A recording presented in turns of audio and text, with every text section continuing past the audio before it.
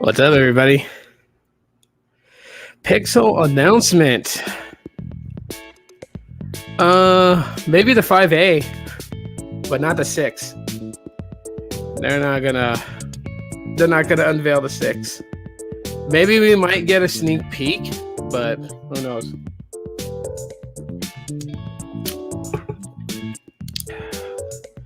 So far, so good. I keep refreshing YouTube Studios to see if there's like a violation, but there's not. I don't want to get struck like Apple did to me last year.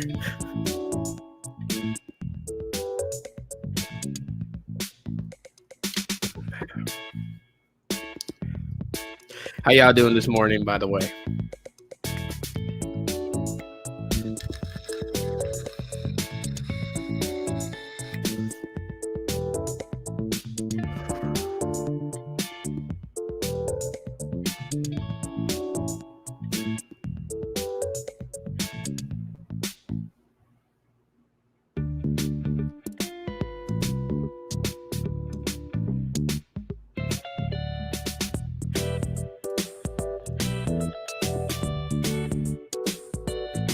Okay, I can close the I/O window. I was wondering if there's going to be a difference between like the actual I/O website and the YouTube channel. It is not showing the same thing. Pre-show starts in 4 minutes and 16 seconds and counting. Apple has been doing that forever, striking creators. Yeah. Hopefully Google's nice about it and they don't strike me. I am totally ready for this.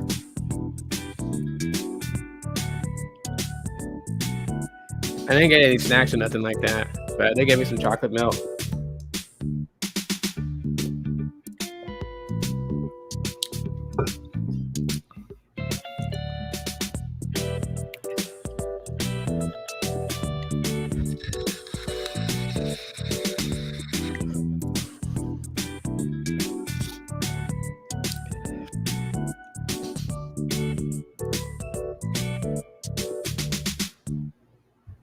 Let's take that off.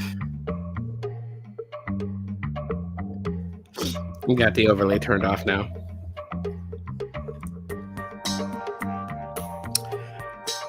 Tunage.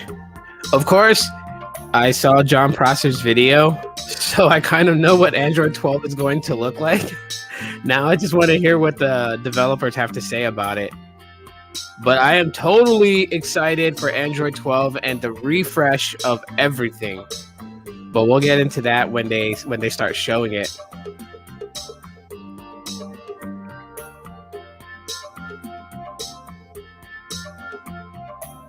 I appreciate everyone for coming in and waiting as I'm waiting. If you're on the Facebook side, what's up? Yeah, Pandu, yeah, unfortunately, I seen the Android 12 UI ahead of schedule. But that's just because Front Page Tech leaked it. But as far as like explanations of everything that's going to be involved with Android 12, like all the changes and things like that, I did not see yet. Well, obviously, they're going to say it here at I/O. So even though I saw what the UI looks like, there's still more to it than what we got from John Prosser. So. But I think if you want my thoughts on the user interface, I do think it's about time that we had a refresh of Android. We have had minimalist design since KitKat. That's a ways back. I mean, they did minor refreshes to the user interface, especially when going into into Android 9, Android 10, Android 11, we started to see some changes to like the app drawer, gesture-based controls, things like that. But we've not had like an actual refresh where like they completely changed all aspects of what the user interface looks like. And to me, honestly, I'll give you guys a clue on it if you have not seen the leaked images of the user interface, but it totally looks similar to Project Fuchsia. but more on the Android side still. Yeah, OMG, one more minute. Yeah, one more minute for the pre-show. The actual keynote starts at 10 a.m. Hey, Metalhead 555, welcome. Counting down. Archie's counting down for us. I'm still waiting for Android 11 on my Moto device. Oh, man. I mean, if you want to do root that sucker and get a custom ROM on it.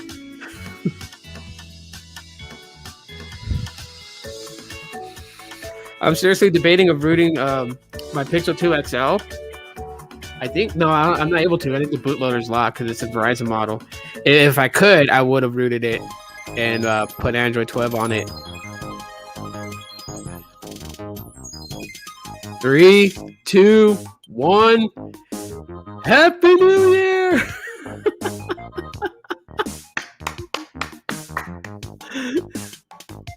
Yay! It's the pre-show. This performance is Machine Learning Experience by David Lee, collaboration with Google Arts and Culture. Tune Yards with Blob Opera.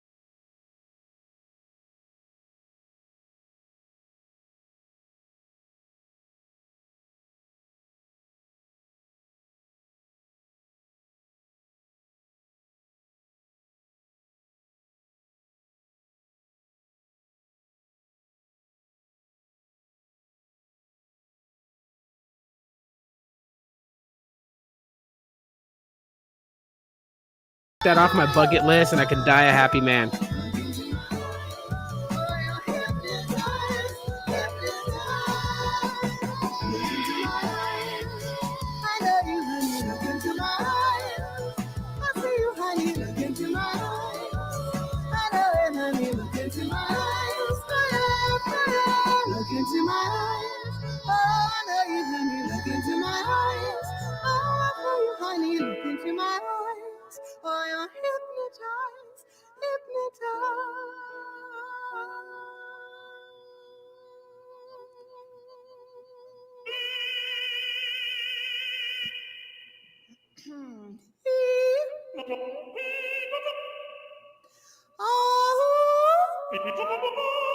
Wait, is the freaking AI singing it?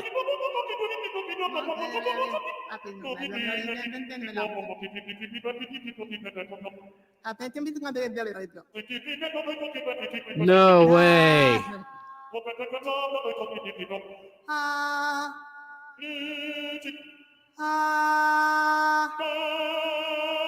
No way. What?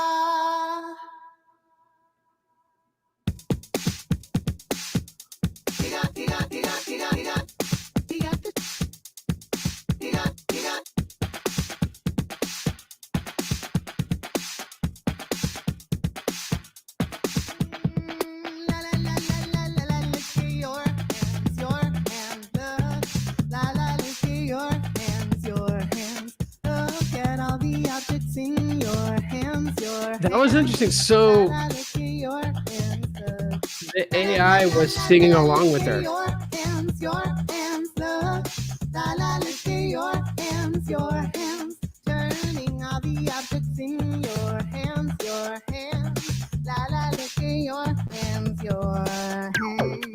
Your hands.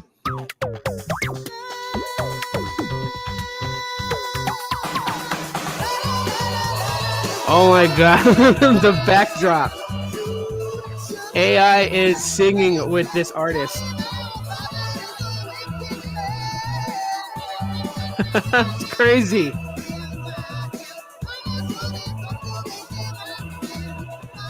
That is absolutely crazy.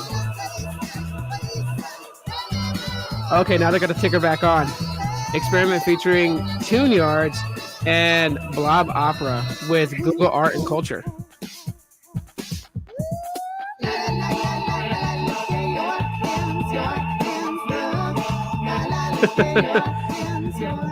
Those things are like slugs.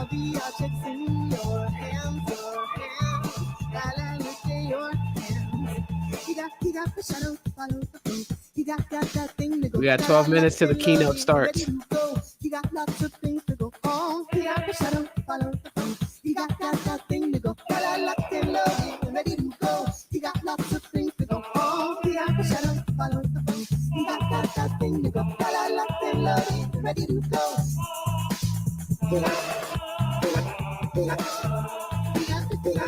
So that's the Blob Opera. Those little things in the background that look like slugs.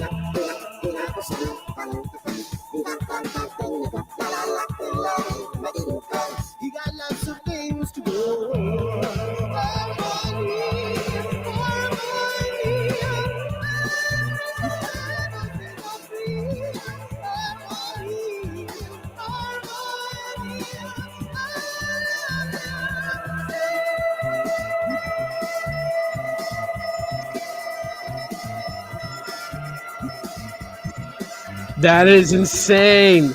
The AI is just matching with the man, that's crazy. I don't know if my phone was ringing. Hold on.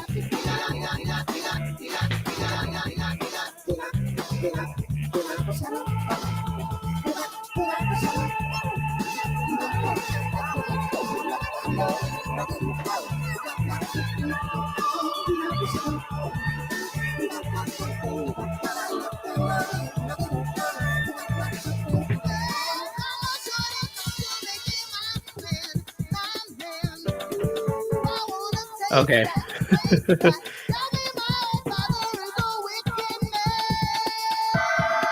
Android 12 has built-in module to let us sing like this guy.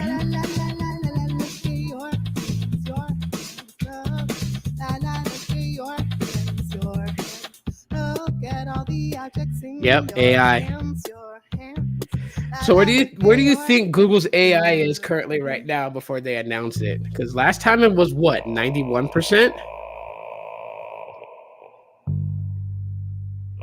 It's pretty cool. They just need a better singer. That's crazy.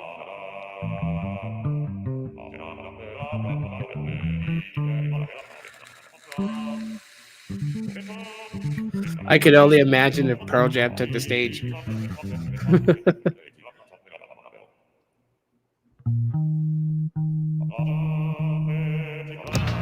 Hi from Vietnam as a musical artist. Hype Venture. Hello to you too, and thank you for tuning in.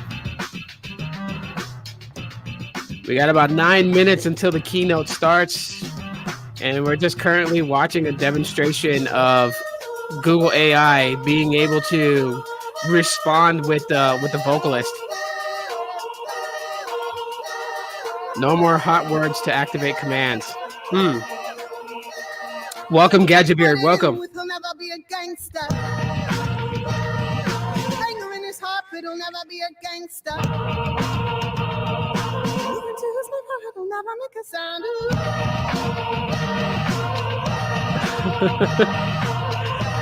Google's Blob Opera. That should be the Easter egg in Android 12.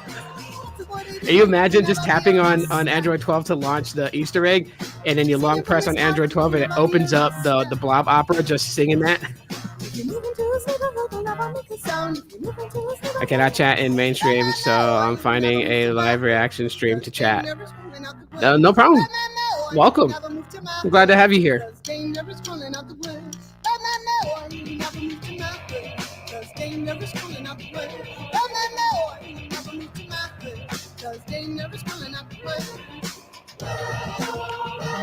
We got about 7 minutes till.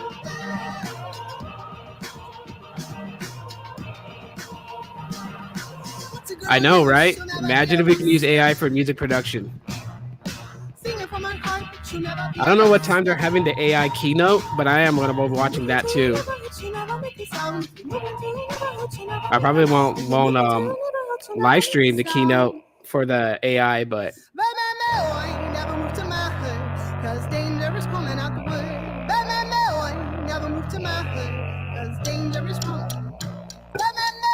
chocolate milk hit the spot.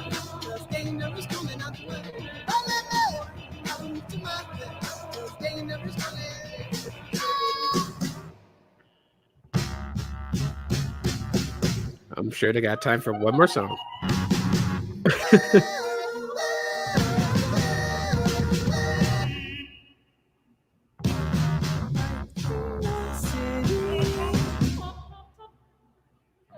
Okay, so they're doing another demo of how the AI responds. So the drums get beat, gibberish gets bellowed out, and the Blob Opera responds by AI.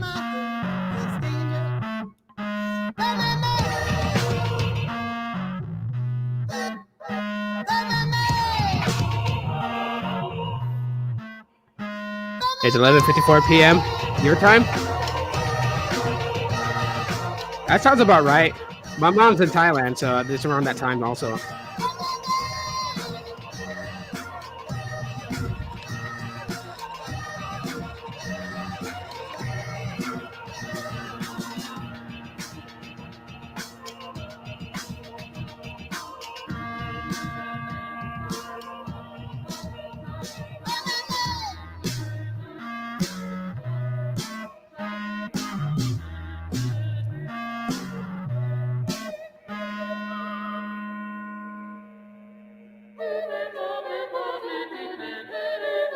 Got 5 minutes left.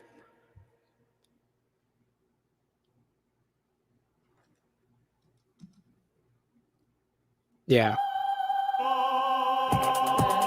One last song, I guess, before they start the keynote.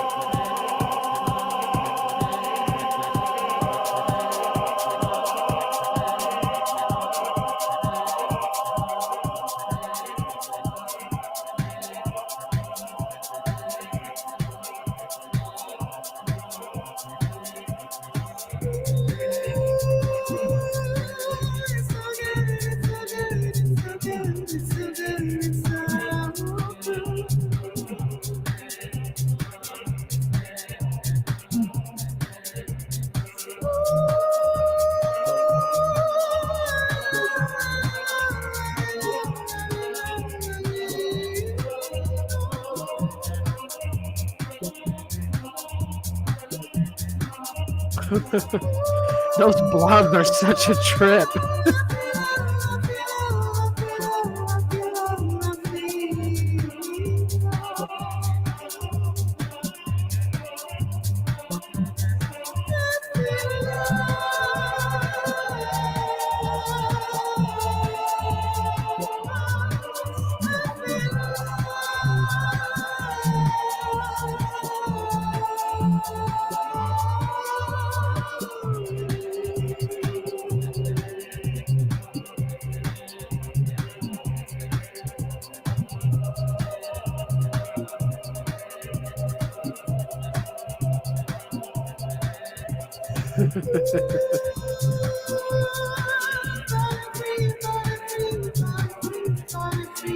I don't know what it is, but those blobs are just captivating.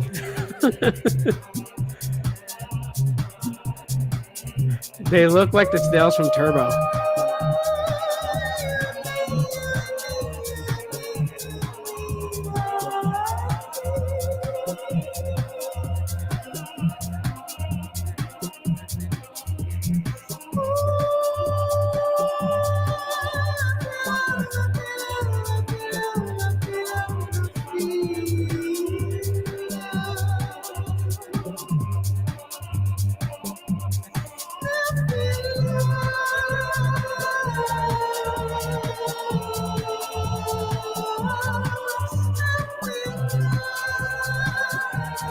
What's this Euro song?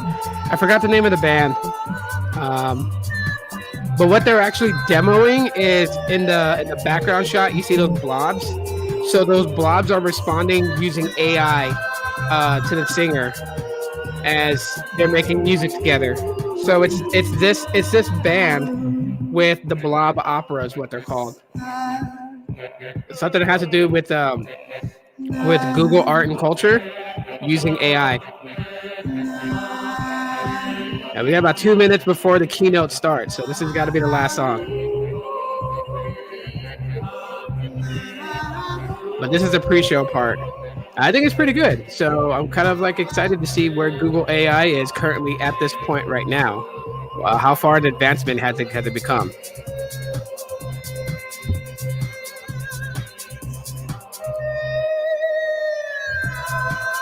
It would be nice if the AI can respond to visuals instead of just sound. Yeah, I think that would be the next evolutionary step in it, though.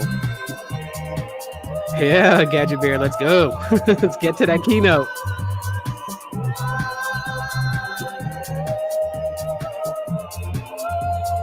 It'd be nice if they said in the keynote if they unveiled the Pixel 5a, if they're like, everybody who registered for Google I/O will get a Pixel 5a, because I'd be plugging in my address pretty quickly.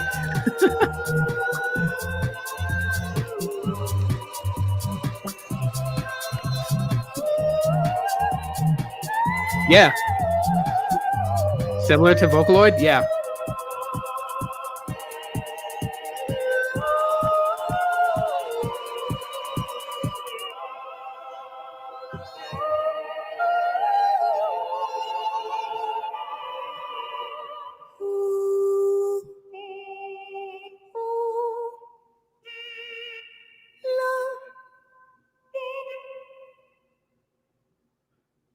Thank you so much.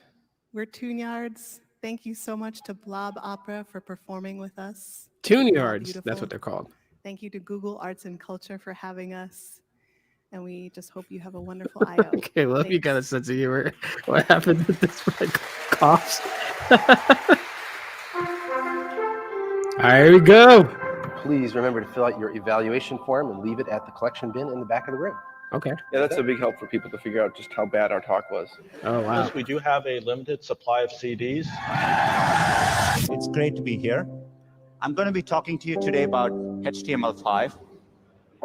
Nothing brings joy to my heart. You think they're actually going to talk about the Pixel 6? Hey, it's Chris Chavez. I got to tell Chris Chavez he was in the opening montage. Good morning. This is Google I/O. I am thrilled to be At here. the Shoreline Amphitheater. This is the coolest thing. Excited about the future and what's coming. You can build with the community. We want to give you the tools to create entirely new technological capabilities. This is the tattoo. Good, right? There's always endless discoveries. It's great to have a platform you can get to new outcomes. Things previously thought to be impossible. Finally, I'm here. May in fact be possible. I hope you all find some inspiration to keep building for everyone. Happy to be played. I promise you guys, later on, I'm going to hit Chris Chavez up. We're going to be like, bro, you were in the opening montage for Google I/O this year. I know he works with Swappa now, but he used to work with Fandroid.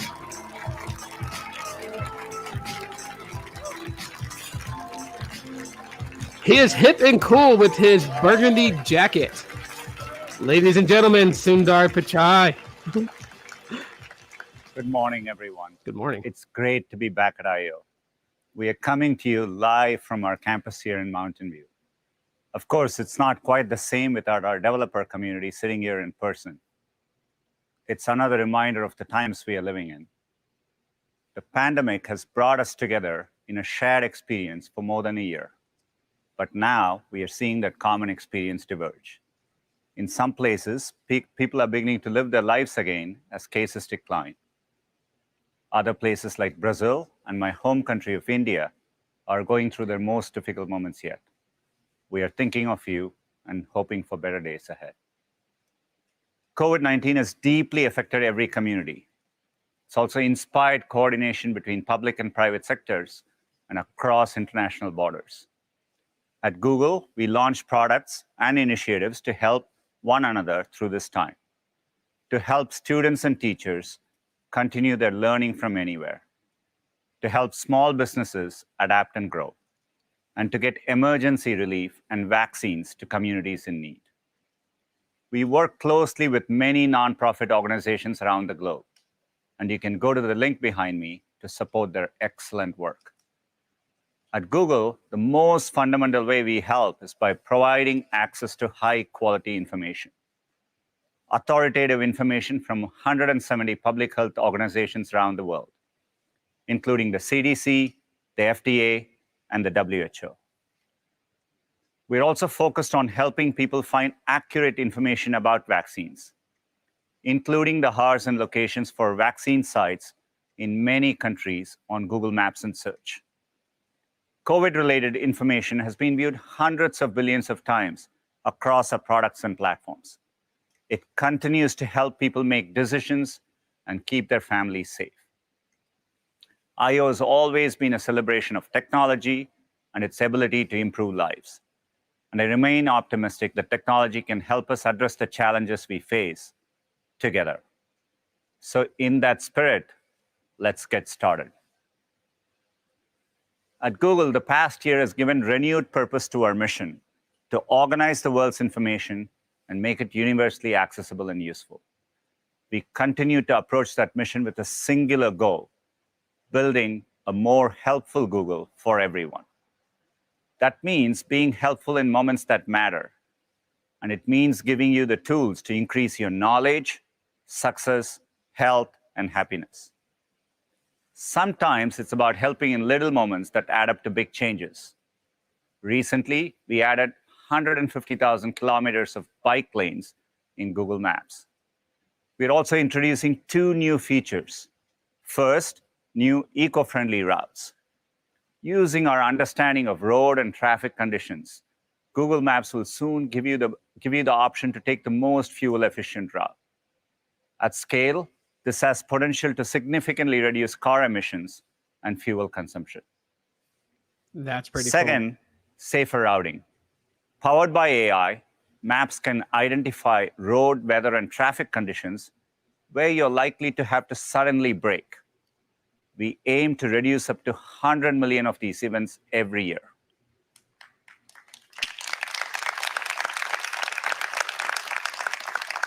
Sometimes it's about helping in the big moments, like helping 150 million students and educators keep learning over the last year with Google Classroom, or keeping students connected with affordable laptops.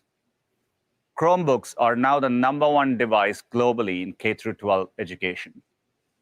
In Japan, 40% of local governments chose to deploy Chromebooks to every child in grades 1 through 9. And here in California, we worked with the Department of Education to provide thousands of Chromebooks to students in need. One of the biggest ways we can build a more helpful Google for everyone is by reimagining the future of work.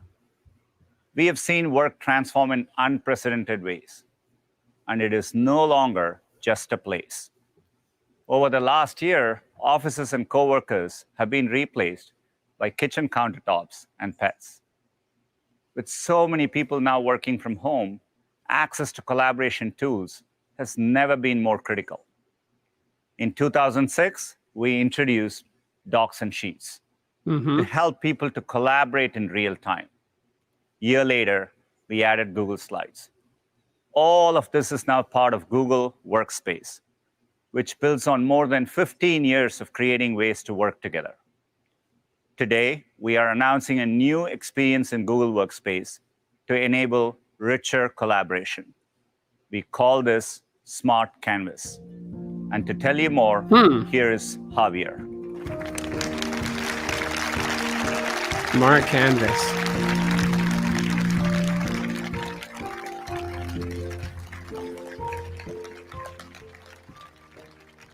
Thanks, Sundar. And good morning, everybody. With Smart Canvas, we're bringing together the content and connections that transform collaboration into a richer, better experience. For over a decade, we've been pushing documents away from being just digital pieces of paper and toward collaborative, linked content inspired by the web. Smart Canvas is our next big step. Let's see how a distributed team uses Smart Canvas to plan an important marketing campaign. The launch date is just 2 months away, so Adu starts a document and quickly adds a brainstorm table. With app mentions, he pulls in the right people and generates a checklist to assign action items. These simple actions connect the team's plan to people, dates, and tasks, making their collaboration richer and more effective as they drive toward their launch. Now that he's shared the document, everyone starts dropping in their ideas. As they continue to brainstorm, the assisted writing feature suggests that they change the word chairman to chairperson in the document to avoid a gendered term. New assisted writing capabilities in Google Workspace offer suggestions so you can communicate more effectively. Not only are we helping with language suggestions, we're also making it easy to bring the voices and faces of your team directly into the collaboration experience to help them share ideas and solve problems together. Up to now, Adu and his team have been collaborating in the doc and scheduling separate Google Meet calls to review their progress. But starting today, you can easily present the doc, sheet, or slide you're working on directly into a Google Meet call. Now Adu can join his colleagues with just one click. And this fall, we're excited to bring Meet directly into docs, sheets, and slides for the first time. This will enable teams like Adu's to actually see and hear each other while they're collaborating. Now, they'll never skip a beat. And to keep that collaboration flowing in the meeting, the team used the new responsive voting table to see which ideas for the campaign are the most popular ones. With all the progress they've made together, Adu's initial document has evolved into a highly interactive, always up-to-date, actionable plan. And the team stayed connected every step of the way. That's the power of Smart Canvas. 2 months later, it's time to launch the new campaign. Adu and his team are joining from offices, from home, and everywhere in between, connecting across time zones and continents. To help both office and remote teammates remain an equal part of the conversation, no matter where they are, we're launching Companion Mode in Google Meet. Companion Mode gives each of Adu's teammates in the office their own video tile, so they can stay connected to their remote colleagues and everyone can participate in polls, chat, and Q&A in real time. Companion Mode is coming to Google Meet later this year. Teammates can also be heard wherever they work with noise cancellation powered by the best of Google's AI. And machine learning in Google Meet to automatically adjust camera zoom and lighting, ensuring that everyone can be seen across all environments. That's cool. We've also made it easier to customize views and share content so teams can focus on what matters most in the moment. This means that when Adu presents to the rest of his team, he can easily arrange people's faces to gauge their reactions while staying focused on his content. And his colleagues across the globe can follow along with live captions, even translations into their native languages. When Adu finishes his presentation, he doesn't feel separated by time zones or languages or the devices his team is using. Instead, with Google Meet's immersive experience, he feels connected and in the moment. With Smart Canvas and these powerful enhancements to Google Meet, we're transforming collaboration in Google Workspace to help people succeed at work, at home, and in the classroom. Previously, the fully integrated experience in Google Workspace was available only to our customers, but it will soon be available to everyone, from college students to small businesses to friends and neighbors wanting to stay connected and get more done together. Stay tuned for more details in the coming weeks. And now, I'll hand it back to Sundar. Okay, that's pretty interesting. Good productivity for those businesses and stuff that work from home, makes it easier to get tasks done. Thanks, Javier. Those were exciting examples of how computer science and AI can make us more helpful across our products. Advancing Google AI. Search was built on the insight that understanding links between web pages leads to dramatically better search results. We've made remarkable advances over the past 22 years, and search helps billions of people. And to improve search even further, we need to deepen our understanding of language and context. To do this requires advances in the most challenging areas of AI. And I want to talk about a few today, starting with translation. We learn and understand knowledge best in our native languages. So 15 years ago, we set out to translate the web, an incredibly ambitious goal at the time. Today, hundreds of millions of people use Google Translate each month across more than 100 languages. Last month alone, we translated more than 20 billion web pages in Chrome. Oh, wow. With Google Assistant's interpreter mode, you can have a conversation with someone speaking a foreign language, and usage is up 4 times from just a year ago. While there is still work to do, we are getting closer to having a universal translator in your pocket. At the same time, advances in machine learning have led to tremendous breakthroughs in image recognition. In 2014, we first trained a production system to automatically label images, a step change in computers' understanding of visual information. And it allowed us to imagine and launch Google Photos. Today, we can surface and share a memory, reminding you of some of the best moments in your life. Last month alone, more than 2 billion memories were viewed. Image recognition also means you can use Google Lens to take a photo of a math problem. Wish I had this when I was in school. Lots of kids are using it today to cheat. Lens is used more than 3 billion times each month. We can now be as helpful with images as we are with text. Machine learning has also improved how computers comprehend and communicate with human voices. As Javier shared, that's why we can caption conversations in Google Meet, and why Live Caption on Android can automatically caption anything running on your smartphone locally. It generates 250,000 hours of captioning every day. Breakthrough technology from DeepMind called WaveNet increased the quality of computer-generated speech, leading to more natural and fluid interactions. WaveNet allowed us to create and deploy 51 voices across Google Assistant. Together, the advances in AI I just spoke about across translation, images, and voice improve the search experience for billions of people. They also enabled us to make a huge leap forward in how computers process natural language.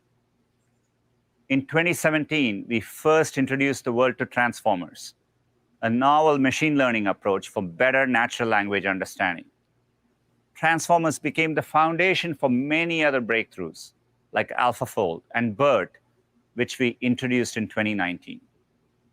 BERT considers the full context of a word by looking at the words that come before and after, leading to one of our most significant quality improvements across Google Search, and enabling us to respond to queries with more helpful answers.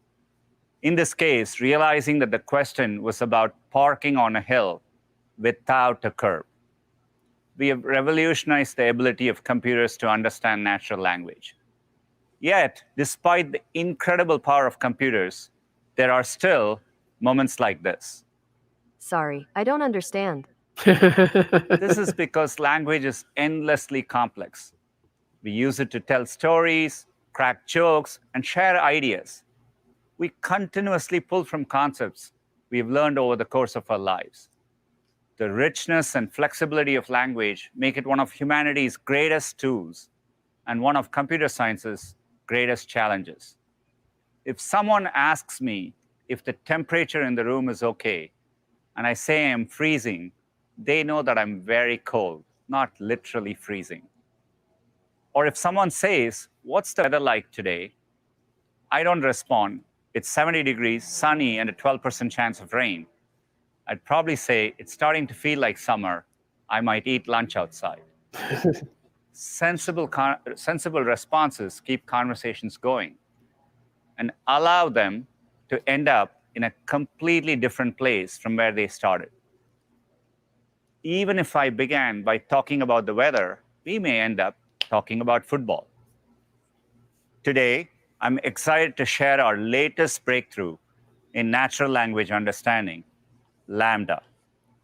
It's a language model for dialogue applications, and it's open domain, which means it's designed to converse on any topic. And while it's still in research and development, we've been using it internally to explore novel interactions. For example, say you wanted to learn about one of my favorite planets, Pluto. LaMDA already understands quite a lot about Pluto and millions of other topics. Let's listen to a conversation the team had with Pluto a few days ago. So now we know if so Sundar curious can about buy you. Pluto, he would buy it. I sense your excitement. Ask me anything. Tell me what I would see if I visited. You would get to see a massive canyon, some frozen icebergs, geysers, and some craters. It sounds beautiful. I assure you it is worth the trip. However, you need to bring your coat, because it gets really cold. I'll keep that in mind. Hey, I was wondering, have you ever had any visitors? Yes, I have had some. The most notable was New Horizons, the spacecraft that visited me. That must have been exciting. The team that created New Horizons was very excited to see me. I also sent them back a picture of myself since I had not been seen up close before. That's so great. What else do you wish people knew about you? I wish people knew that I am not just a random ice ball. I am actually a beautiful planet. Well, I think you're beautiful. I am glad to hear that. I don't get the recognition I deserve. Sometimes people refer to me as just a dwarf planet. Don't let it bother you. You're amazing. Thank you for the kind words. I appreciate it. Thanks for talking with me. Anytime, I am always open for people to chat. I hope you have a great day.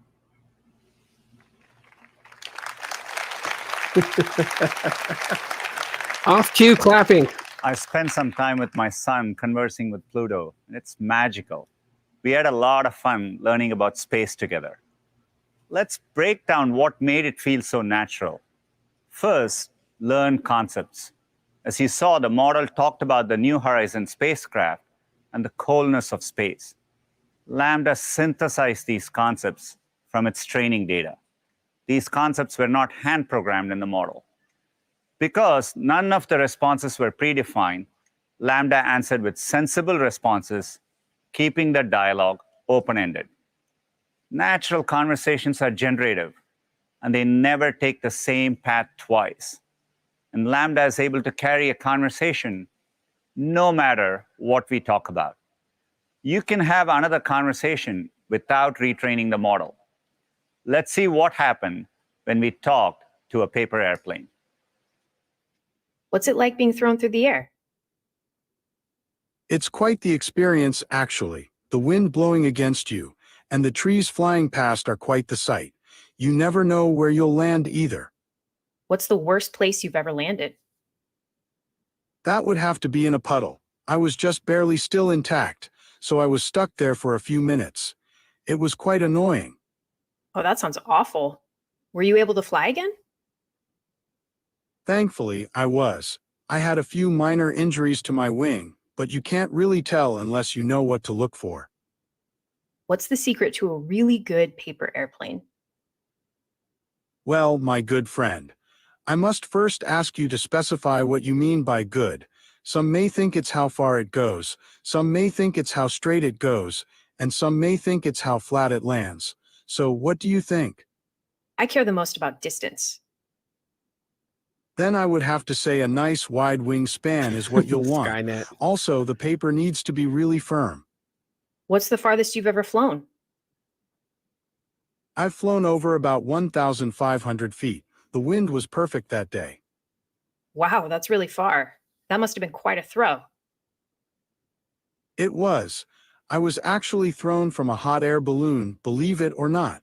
That's so cool. What did the world look like from out there? It's actually a lot different than it looks from the ground. The world is so large with its vast oceans and mountains.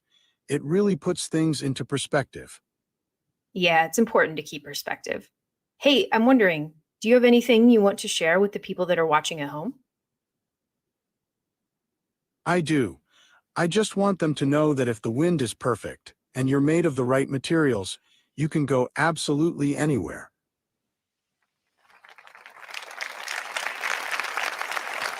A conversation with a paper airplane. Advancements it's really in technology. impressive to see how LaMDA can carry on a conversation about any topic. It's amazing how sensible and interesting the conversation is. Yet, it's still early research, so it doesn't get everything right. Sometimes, it can give nonsensical responses, imagining Pluto doing flips, or playing fetch with its favorite ball, the moon. Other times, it just doesn't keep the conversation going. At Google, we have been researching and developing language models for many years. We have focused on ensuring LaMDA meets our incredibly high standards on fairness, accuracy, safety, and privacy. So from concept all the way to design, we are making sure it's developed consistent with our AI principles. We believe LaMDA's That would be natural awesome to talk conversation to your pixel capabilities like have that. the potential to make information You'd never be lonely. and computing radically more accessible and easier to use. We look forward to incorporating better conversational features into products like Google Assistant, Search, and Workspace. We're also exploring how to give capabilities to developers and enterprise customers. LaMDA is a huge step forward in natural conversation, but it is still trained only on text. When people communicate with each other, they do it across images, text, audio, and video. So we need to build models that allow people to naturally ask questions across different types of information. These are called multimodal models. Let's say we want a model to recognize all facets of a road trip. That could mean the words road trip written or spoken in any language, images, sounds, and videos, and concepts associated with road trips, such as weather and directions. So you can imagine one day planning a road trip and asking Google to find a route with beautiful mountain views. You can also use this to search for something within a video. For example, when you say, "Show me the part where the lion roars at sunset," we will get you to that exact moment in a video. It's still early days, but later on in the keynote, you'll hear from Prabhakar about the progress we are making towards more natural and intuitive ways of interacting with search. Translation, image recognition, voice recognition, text-to-speech, transformers. All of this work laid the foundation for complex models like LaMDA and multimodal. Our compute infrastructure is how we drive and sustain these advances, and tensor processing units are a big part of that. Today, I'm excited to announce our next generation, the TPU v4. These are powered by the v4 chip, which is more than twice as fast as the v3 chip. TPUs are connected together into supercomputers called pods. A single v4 pod contains 4,096 v4 chips, and each pod has 10x the interconnect bandwidth per chip at scale compared to any other networking technology. This makes it possible for a TPU v4 pod to deliver more than 1 exaflop, 10 to the 18 power floating point operations per second of computing power. Whoa. Think about it this way. If 10 million people were on their laptops right now, then all of those laptops put together would almost match the computing power of 1 exaflop. This is the fastest system we've ever deployed at Google, and a historic milestone for us. Previously, to get an exaflop, you needed to build a custom supercomputer. But we already have many of these deployed today. And we'll soon have dozens of TPU v4 pods in our data centers, many of which will be operating at or near 90% carbon-free energy. And our TPU v4 pods will be available to our cloud customers later this year. It's tremendously exciting to see this pace of innovation. He must be watching Sneed with that tremendously. As we look further into the future, there are types of problems that classical computing will not be able to solve in a reasonable time. Quantum computing represents a fundamental shift. Here we go. Because it harnesses the properties of quantum mechanics and gives us the best chance of understanding the natural world. Achieving our quantum milestone was a tremendous accomplishment, but we are still at the very beginning of a multi-year journey. One problem we face today is that our physical qubits are very fragile. Even cosmic rays from outer space can destroy quantum information. To solve more complex problems, our next milestone is to create an error-corrected logical qubit. It's simply a collection of physical qubits stable enough to hold quantum information for a long period of time.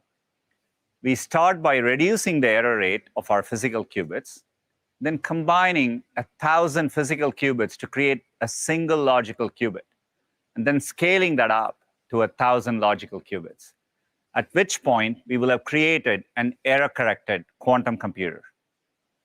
Today, we are focused on enabling scientists and developers to access beyond classical computational resources. But we hope to one day create an error-corrected quantum computer. And success could mean everything from increasing battery efficiency to creating more sustainable energy to improved drug discovery and so much more. The roadmap begins in our new data center, which we are calling the Quantum AI Campus. Let's step inside. Michael, are you there? Oh, this is going to be cool. Hey, Sundar, how's it going? Yeah, I'm here, and I'm excited to learn why I'm here, and I'm guessing that's why he's here. Hey, Michael. Hey. I'm Eric, lead engineer here. I'd like to welcome you to one of the most powerful quantum computing facilities in the world. Oh, thank you, thank you. What's this? Can I touch it?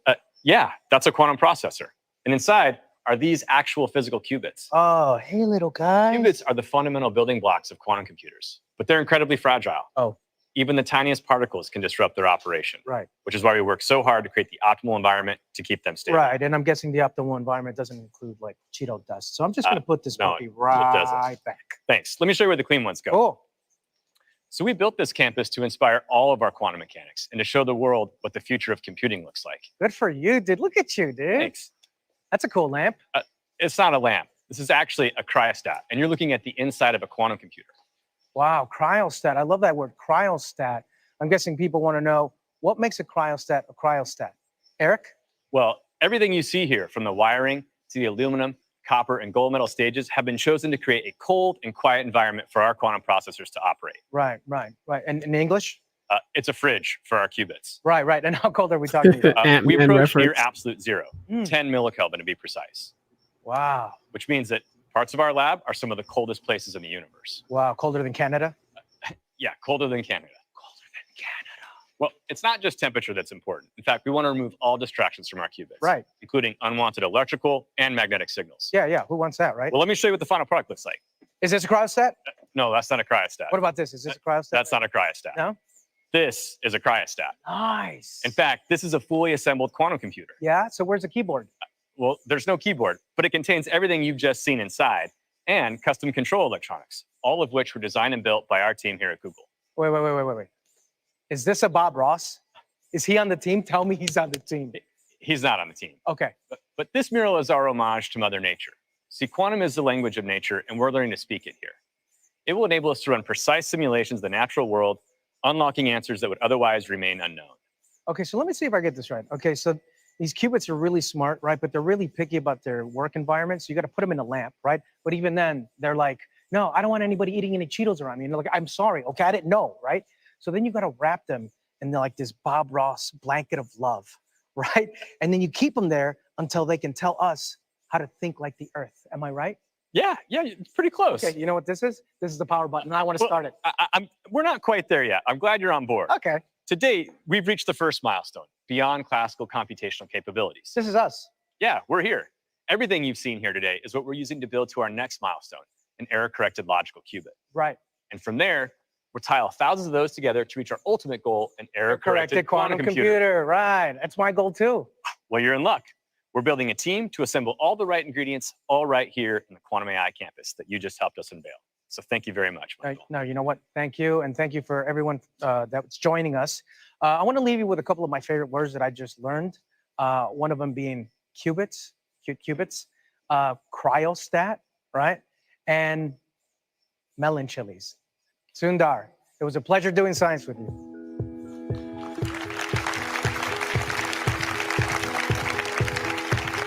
It was a pleasure doing science with you too, Michael. We recognize that building an error-corrected quantum computer honestly will felt be like that the incredibly chemistry challenging. between those two just wasn't But there. solving hard problems and advancing the state of the art But is good how we stuff build the though. most Very good helpful stuff. products. Exciting. At Google, we know that our products can only be as helpful as they are safe. And advances in computer science and AI are how we continue to make them better.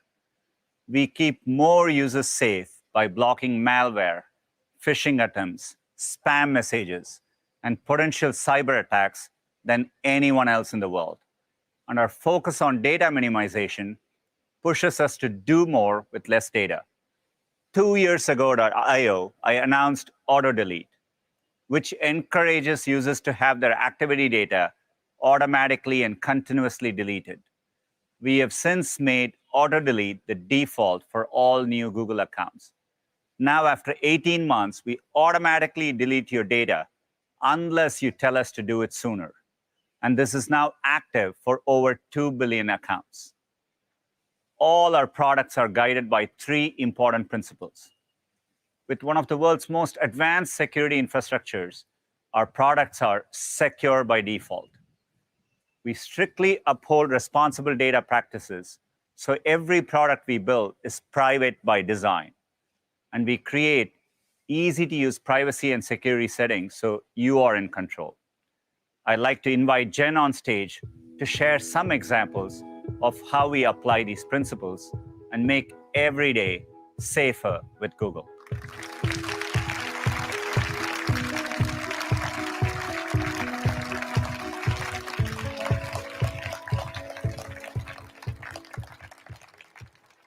Thanks, Sundar. We believe that protecting your privacy starts with the world's most advanced security. Seems like every day we hear about another cyber attack that puts emails and personal data at risk. To keep our users safe, everything we build is secure by default. Okay. Each of our products is protected with advanced AI-driven technologies. In fact, every day, Gmail automatically blocks more than 100 million phishing attempts. Google Photos encrypts 4 billion photos. And Google Play Protect runs security scans on 100 billion installed apps around the world. Oh, you can hear the wind picking up. But the single most common security vulnerability today is still bad passwords. Consumer research has shown that 2/3 of people admit to using the same password across accounts, which multiplies their risk. That's a big no-no. Ultimately, we're on a mission to create a password-free future. That's why no one is doing more than we are to advance phone-based authentication. And in the meantime, we're focused on helping everyone use strong, unique passwords for every account. I got 27 Our passwords. password manager creates, remembers, saves, and autofills passwords for you. It's already used by over 500 million people. But we want to free everyone from password pain. Who's going to That's why memorize today that? we're announcing 4 new upgrades that make our password manager more helpful. First, we're making it easier than ever to get started with a simple tool that imports passwords saved in other password managers. Next, we'll have deeper integration across both Chrome and Android, so your secure passwords go with you from sites to apps. Third, automatic password alerts will let you know if we detect any of your saved passwords have become compromised in a third-party breach. And lastly, what I'm especially excited about, a quick fix feature in Chrome, where the assistant will help you navigate directly to your compromised accounts and change your passwords in seconds.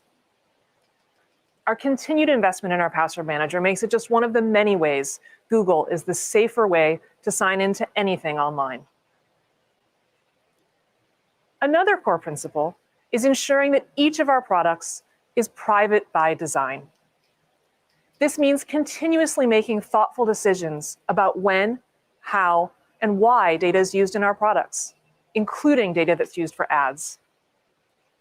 Our principles drive us to draw a strict line between what's in and what's out.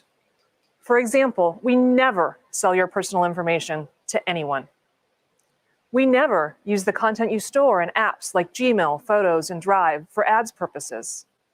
And we never use sensitive information to personalize ads, like health, race, religion, or Wait, sexual that's a orientation. bold claim. It's simply off limits.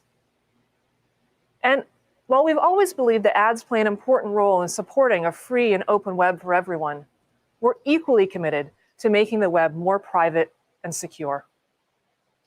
Through the Open Source Privacy Sandbox initiative, we're collaborating with publishers, content creators, advertisers, and industry organizations like the W3C to develop new privacy-preserving solutions that will shape the future of online advertising. Making our products private by design also drives us to build groundbreaking computing technologies that enable personalized experiences while protecting your private information. One technology we've been pioneering is differential privacy, which allows us to use large aggregated data sets while guaranteeing that your individual data can never be identified as yours. No one has scaled the use of differential privacy more than we have. To help developers everywhere use differential privacy, we created the world's largest open source library of differentially private algorithms, which has advanced so many important fields, from cancer research to census analytics. Another important technology is federated learning, invented here at Google in 2016. It enables machine learning models to be trained centrally without any raw data leaving your device. And since building it into Gboard and messages, we've saved people countless hours of typing with helpful suggestions. This is just one of the ways we build for privacy everywhere that computing happens, both in the cloud and on device. And speaking of devices, to make billions of Android phones private by design, we developed Android's Private Compute Core. It's uniquely open source and designed to privately process and protect sensitive data. It powers features like live caption without sharing audio data with Google or any other apps. No one else offers this kind of technically enforced, verifiable privacy. They the Android will, team though. will be It's coming open up in a bit to source. share more. These are just a few of the ways we're building the most advanced privacy-preserving technologies into our products to keep your data private, safe, and secure. We know that a big part of feeling safe online is having control over your data. privacy is personal. So we build powerful privacy and security settings that let people choose what's right for them. You can find them in your Google account, which saw over 3 billion visits last year. We also know that some controls are most helpful when they're built right into the app, like when we added an incognito mode in Search, Maps, and YouTube. Today, we're announcing a few new controls that you'll see in our most popular apps. For example, people tell us they sometimes wish they could easily delete the last thing they searched. And we heard you. So now, just tap your profile picture to access your menu and immediately delete recent search history from your account. We're also working to make privacy controls more accessible in Maps. Now, when you see places you visited in your timeline, we'll remind you that it's because you turned on location history, which you can easily turn off right there in your timeline. And lastly, we're rolling out locked folder in Photos, first on Google Pixels and coming to more Android devices throughout the year. Photos you add to this passcode-protected space are saved separately, so they won't show up as you scroll through Google Photos or any other apps on your device. Okay, that's This interesting. feature would have been helpful for me last year when we surprised our kids with a new puppy, and we needed to hide the photos before we brought Splash home. I think she's talking in code there. As Sundar said, Sorry. there's nothing Shameless more joke. important than keeping you safe online. Building products that are secure by default, private by design, and that give you control is how we ensure that every day you're safer with Google. Just as we've engineered advanced computing solutions to protect your privacy, we continue to think about future advances in AI and their potential for making our products even more helpful. Not surprisingly, so much of what we do starts with search. And next, you'll hear more about this from Prabhakar.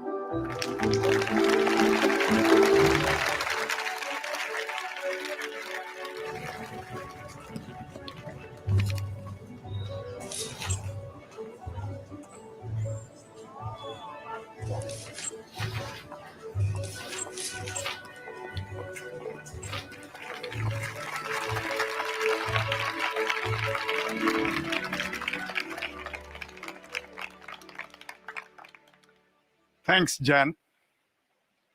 Today, we are excited to share how our advances in AI are enabling us to understand the world more deeply than ever before, opening up helpful experiences for you across Google Search, Maps, Shopping, and Photos. Let's start with search. 20 years ago, Google was just 10 blue links, connecting people to the information they needed from the millions of web pages out there. Since then, we've continued to innovate to understand new forms of information like images, videos, places, and more.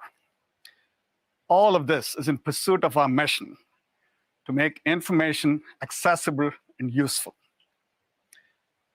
As Sundar mentioned, early research with LaMDA and multimodality is pushing the boundaries of natural language understanding. And today, I'm excited to share how we'll be bringing some of these research advances to Google Search with our multitask unified model, or MUM, as we like to call it.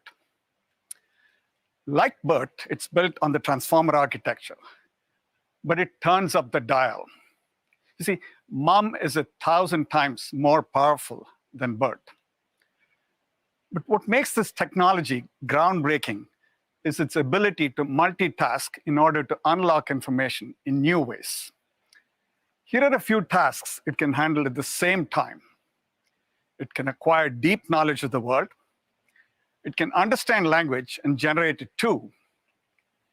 It can train across 75 languages at once, unlike most AI models, which train on one language at a time. And then, what makes MUM even more amazing is that it's multimodal, which means it can simultaneously understand different forms of information, like text, images, and videos. We've already started some internal pilots to see the types of queries it might be able to solve and the billions of topics it might help you explore. Let me show you what I mean. Let's say you're an avid hiker planning your next adventure. You might ask, I've hiked Mount Adams and now want to hike Mount Fuji next fall. What should I do differently to prepare?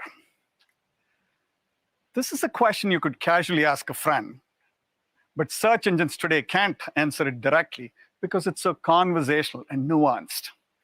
Mum is changing the game. With its language understanding capabilities, it would know you're looking to compare two mountains and also understand that prepare could include things like fitness training for the terrain and hiking gear for fall weather. Then, it's able to surface useful insights based on its deep knowledge of the world. Here, it's highlighting that Mount Fuji is roughly the same elevation as Mount Adams, but fall is the rainy season on Mount Fuji, so you might need a waterproof jacket. It would also give you pointers to go deeper on topics, like how to prepare the right gear with articles, videos, and images from across the web.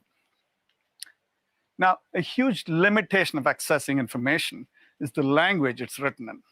If there are insights about Mount Fuji in Japanese, you might not know they exist if you don't search in Japanese. But Mum can transfer language across multiple languages to give you a richer, more comprehensive answer. But it doesn't stop there. Because Mum is multimodal, it can understand different types of information simultaneously. So now imagine taking a photo of your hiking boots and asking, can I use these to hike Mount Fuji? Mum would be able to understand the content of the image and the intent behind your query, let you know that your hiking boots would just work fine, and then point you to a list of recommended gear in a Mount Fuji blog.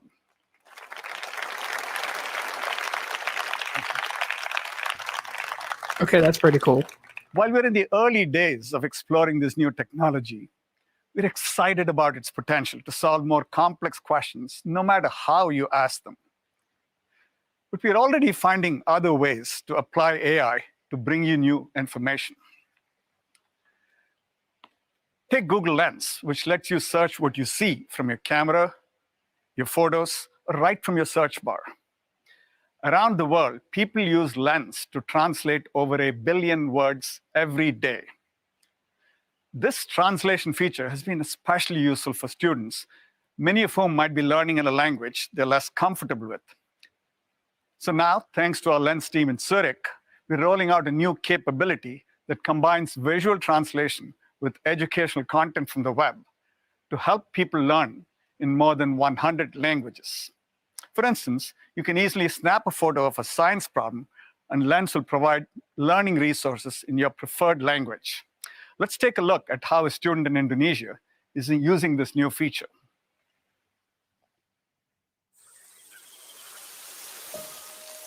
Nama aku Siti Hilpisa, dipanggil Mamai. Aku kelas 9 SMP. Tentunya aku ingin menjadi ahli bahasa dan seorang dosen bahasa Inggris. Tapi kegiatan belajar di masa pandemi ini untuk aku sendiri agak lebih susah. Orang tuaku juga tidak bisa bahasa Inggris. Jadi, mereka tidak bisa bantu aku kalau kesulitan. Dia tanya ke orang, ibu kurang paham.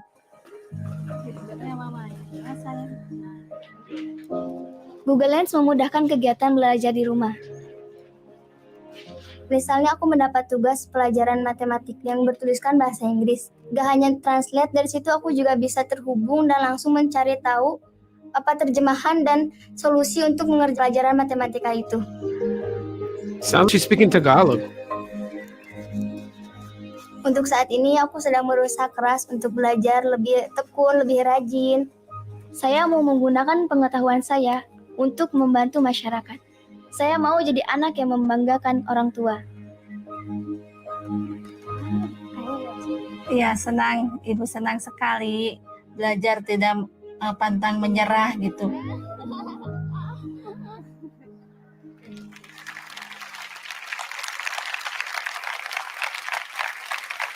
It's always inspiring to see stories like Mamai's. And it brings to life the power of visual information, especially for learning. That's why we brought augmented reality to Search 2 years ago at I/O to help you explore concepts visually up close and in your space. You might remember the shark that joined us on stage. Last year, when many of us first started sheltering in place, Families around the world found joy in AR. From tigers to cars, people interacted with this feature more than 200 million times. Now, we're bringing some of the world's best athletes to AR so you can see how they perform some of their most impressive feats right in front of you. Beginning today, you can see how Megan Rapinoe juggles a soccer ball or how Naomi Osaka pulls off a 125-mile-per-hour serve. You can even see Simone Biles land one of the most difficult combinations ever completed. We recently caught up with Simone to get her reaction to the AR version of herself. Let's take a look. So first you're gonna go to Google search. Google search. And search yourself. Okay, Simone Biles in 3D. And then you're gonna view in your space. You gotta scan the floor. So let's scan the area. Ooh, and she's here. Ah! That's yourself. Oh my gosh. She goes for the triple-double. This is very accurate. I see all the details that I need to get back in the gym and work on. Nails it. That one, yeah. Simone Biles double-double dismount. Pops up anywhere. Wow, look at that. Let's turn her so we can see it from the front. It sounds just like you're in the arena. Go down to 5%, little one. Oh, there she is. Itsy bitsy Biles. That's the smallest triple-double I've ever seen. We need to start competing in AR. It's much simpler. Saves the nerves.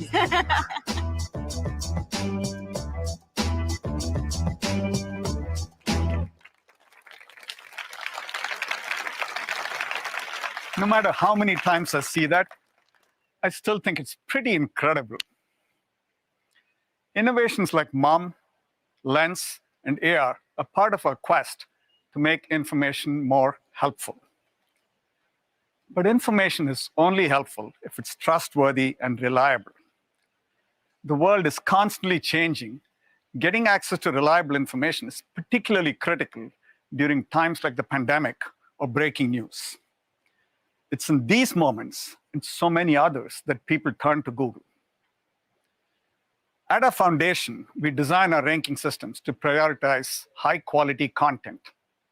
And for critical topics like COVID, we elevate information from expert sources. People come to Google to evaluate claims they've heard, whether that's in conversations with friends or something they read about online. Over the past year, searches for, is it true that, were even higher than how to bake bread. And that's saying something, given last year's sourdough craze.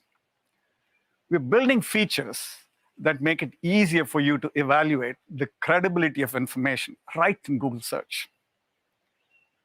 One of the ways we're doing this is with About This Result, a feature we launched earlier this year that makes it easier to check the source. Just tap the 3 dots next to the search result to see the details about the website, including its description, when it was first indexed, and whether your connection to the site is secure. This context is especially important if it's a site you haven't heard of and want to learn more about it. This month, we'll start rolling out About This Result to all English results worldwide, with more languages to come. And later this year, we're going to add even more detail, like how the site describes itself, what other sources are saying about it, and related articles to check out. This is part of our ongoing commitment to provide you with the highest quality of results and help you evaluate information online. When we understand information, we can make it more helpful to you, whether that be information on the web, from your camera, or from the billions of places in the physical world. And to hear more about how AI is powering our most helpful map ever, here's Liz.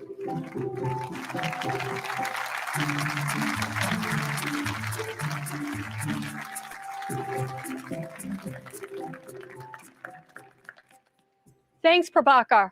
We're constantly working on new features to make maps more helpful for the more than 1 billion of you who use it every month.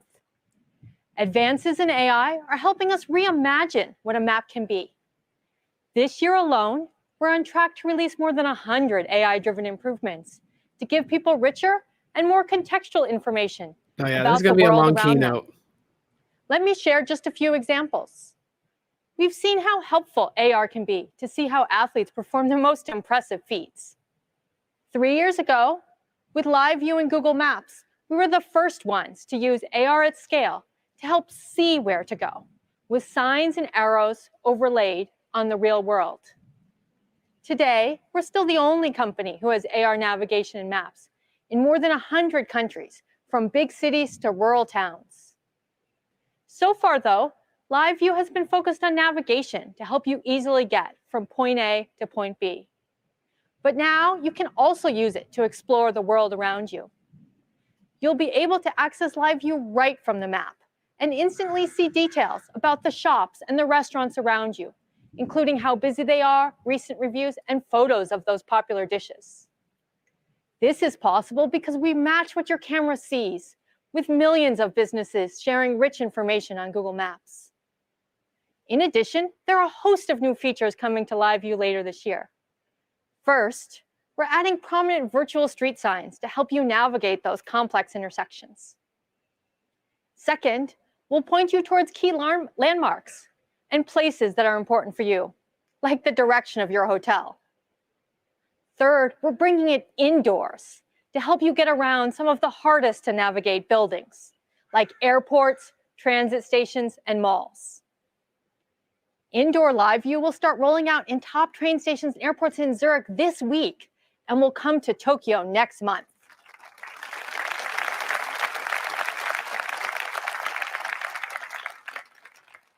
But AR isn't the only way we're bringing a whole new level of richness to Google Maps. We've heard from many of you that you'd like to have more granular information about your surrounding. That's why we're bringing you the most detailed street maps we've ever made. Take this image of Columbus Circle, one of the most complicated intersections in Manhattan. You can now see where the sidewalks, the crosswalks, the pedestrian islands are. Something that might be incredibly helpful if you're taking young children out on a walk, or absolutely essential if you're using a wheelchair. Thanks to our application of advanced AI technology on robust street view and aerial imagery, we're on track to launch detailed street maps in 50 new cities by the end of the year. Having access to rich information is useful, but it can also become overwhelming. So we're making the map more dynamic and more tailored, highlighting the most relevant information exactly when you need it. If it's 8 a.m. on a weekday, we'll display the coffee shops and bakeries more prominently in the map. While at 5 p.m., we'll highlight the dinner restaurants that match your tastes. You can see which places you've been to and get more suggestions for similar spots with just a single tap. And if you're in a new city, we'll make it easier to find those local landmarks and tourist attractions right on the map. You'll start seeing this more tailored map in the coming weeks. And as you're planning your day, people have found it really useful, especially during this pandemic, to see how busy a place is before heading out. Now we're expanding this capability from specific places, like restaurants and shops, to neighborhoods with the feature called Area Busyness. Say you're in Rome and want to head over to the Spanish Steps and its nearby shops. With Area Busyness, you'll be able to understand at a glance if it's the right time for you to go, based on how busy that part of the city is in real time. And as you heard before, we use our industry-leading differential privacy techniques to protect anonymity in this feature. Area Busyness will roll out globally in the coming months. So that was a lot. To recap, we are expanding our Live View capabilities, making maps more detailed and tailored, and showing you how busy certain areas are to help you make sense of the world all around you. All of this is possible because of our deep, deep commitment for over 16 years to build the world's most helpful map for people everywhere. Right now. That means mapping roads across more than 60 million kilometers, listing more than 1 billion buildings, creating a community of over 150 million local guides, and finally, applying the most advanced AI technology, all so you can have the most accurate, comprehensive, and detailed map wherever you live in the world, on any device, Android or iOS. Access to rich information is crucial, whether you're exploring a new neighborhood or trying to get things done. And over the past year, that's increasingly meant turning to Google to help you shop. To tell you more about how we're making it easier to shop online, from inspiration to action, here's Bill.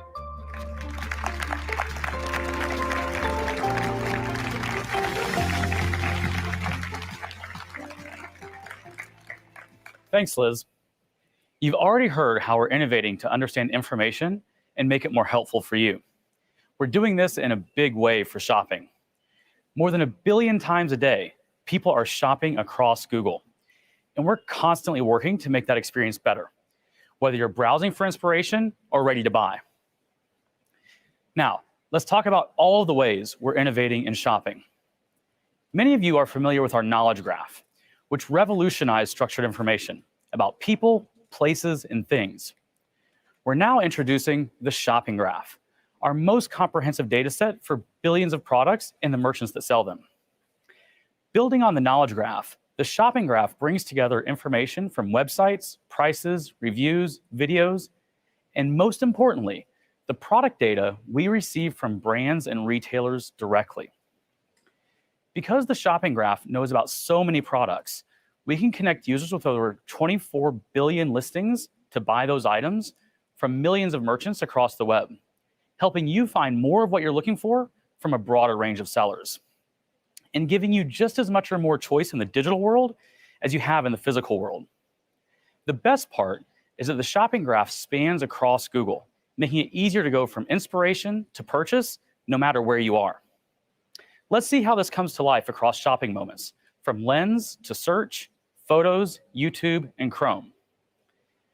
As we all know, shopping inspiration often strikes when we see something we like in the world around us. And for these moments, Google Lens is awesome. It turns the world into your own personal showroom. For example, I was eating outside at a restaurant recently and really liked their patio furniture. So I opened my Google app, and right from the search bar, I could use Lens to find the exact set I was looking for, and similar items too. I showed the patio set to my daughter, but she didn't love it. So it was back to the drawing board. We did a bit more browsing together, starting with the Google Images tab on Search, where we see hundreds of millions of shopping searches each month. Thanks to the shopping graph, we could explore options from across the web to find what we liked, see that it was in stock, and check out with the retailer. I have this habit though. I'm constantly taking screenshots of products I like, but they usually end up buried in my photos. Here's one I've saved for a pair of sneakers I saw. But now, to solve for this, when you view any screenshots in Google Photos, there'll be a suggestion to search the photo with Lens. You'll see organic search results that can help you find that pair of shoes or browse similar styles. Then, once you have ideas, you probably want to do some research and might end up on YouTube. Earlier this year, we shared that we're building a new experience to make it easier to shop products you learn about from your favorite YouTube creators. That experience is in pilot now, so stay tuned for updates. And since we're talking about researching, I don't know about you, but I often jump around from site to site when I'm comparing products. And if I get distracted or close any tabs, it can be hard to keep track of items I've found. Soon on Chrome, when you open a new tab, you'll be able to see your open carts from the past couple of weeks. For example, I'm reminded that I've still got a shirt in my 10-tree cart and a few things in my Lowe's cart. We'll also find you promotions and discounts for your open carts if you choose to opt in. Here, I can see Electronic Express is offering 10% off.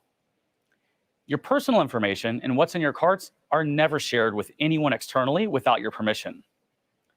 Now, once you're done researching and are ready to buy, we also want to help you get the best value.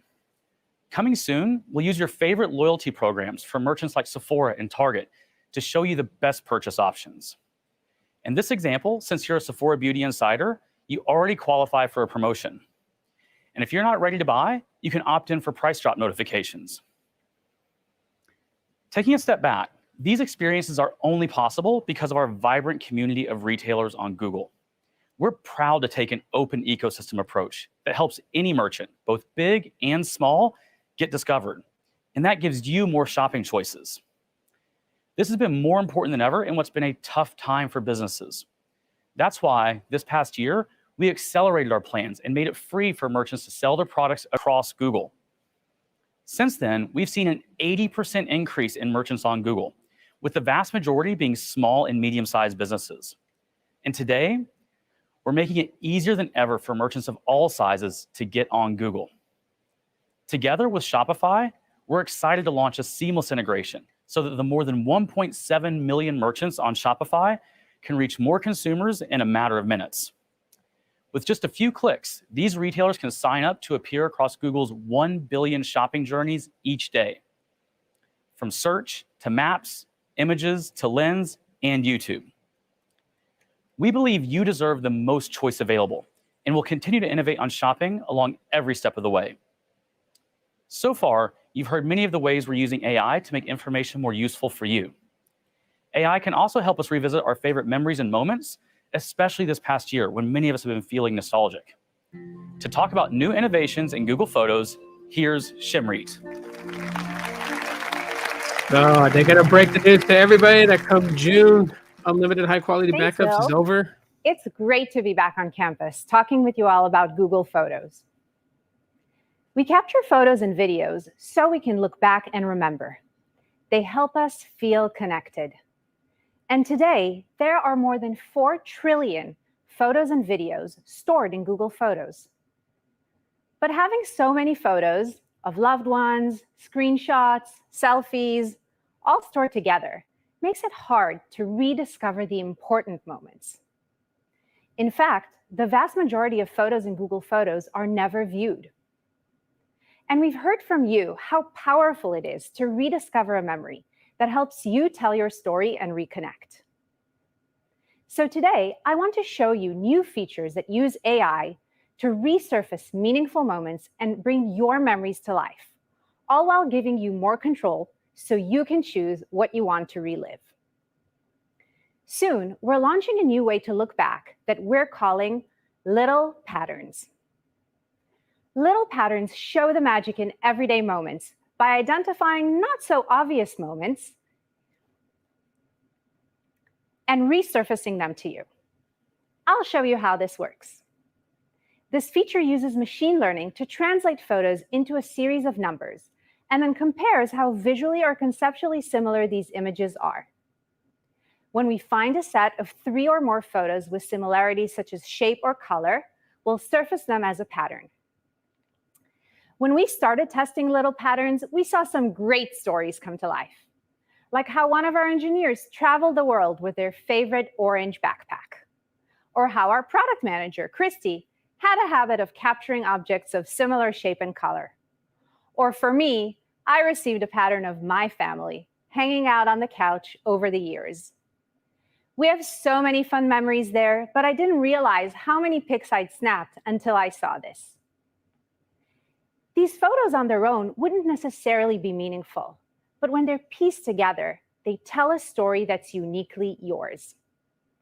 As always, these memories are privately presented to you and are only visible to your Google Photos account. In addition to using machine learning to better curate your memories, we also want to bring these moments to life with cutting-edge effects. Last year, we launched cinematic photos to help you relive your memories in a more vivid way.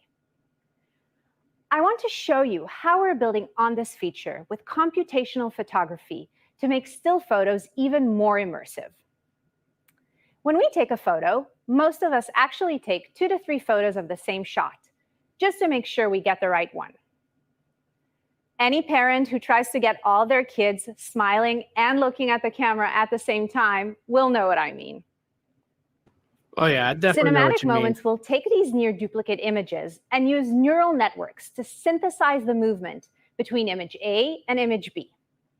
We interpolate the photos and fill in the gaps by creating new frames. The end result is a vivid, moving picture. And the cool thing about this effect is it can work on any pair of images, whether they were captured on Android, iOS, or scanned from a photo album. Creating this effect from scratch would take professional animators hours, but by applying machine learning, we can automatically bring this experience right to your gallery. And we know that looking back is never a one-size-fits-all solution. It's more meaningful when you can look back on content that's personalized to you. So later this year, you'll see new types of memories that are relevant to the moments you celebrate, whether that's Diwali, Lunar New Year, or something else.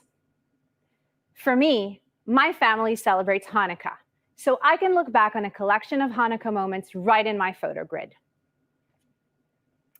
In addition to providing personalized content to look back on, we also want to give you more control. We heard from you that controls can be helpful for anyone who has been through a tough life event, breakup, or loss. Specifically, we heard from the transgender community that resurfacing certain photos can be painful. So we are working directly with our partners at GLAAD and listening to feedback to understand how we can make reminiscing more inclusive. These insights inspired us to give you the control to hide photos of certain people or time periods from our Memories feature. And soon, you'll be able to remove a single photo from a memory, rename the memory, or remove it entirely. We're making all these controls easy to find, so you can make changes in just a few taps. And so, this summer, you'll be able to uncover little patterns, rediscover meaningful memories, or immerse yourself in a cinematic moment. And you can do it all on your own terms with new controls. Looking back is an important part of the human experience, which is why Google Photos is making it easier than ever to relive your memories. Thank you. Yeah, that's going to be dope as hell.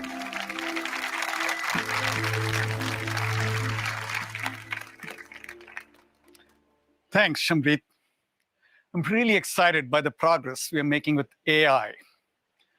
As you've heard today, we're using AI to advance our understanding of information and build more helpful experiences across Google Search, Maps, Shopping, and Photos. Next, you're going to hear about innovations in our computing platforms. We're excited to show you all of the improvements to Android 12, the newest release of our open platform, starting with a fundamental change to how you experience it. I'll hand it off to Matthias to give you a look.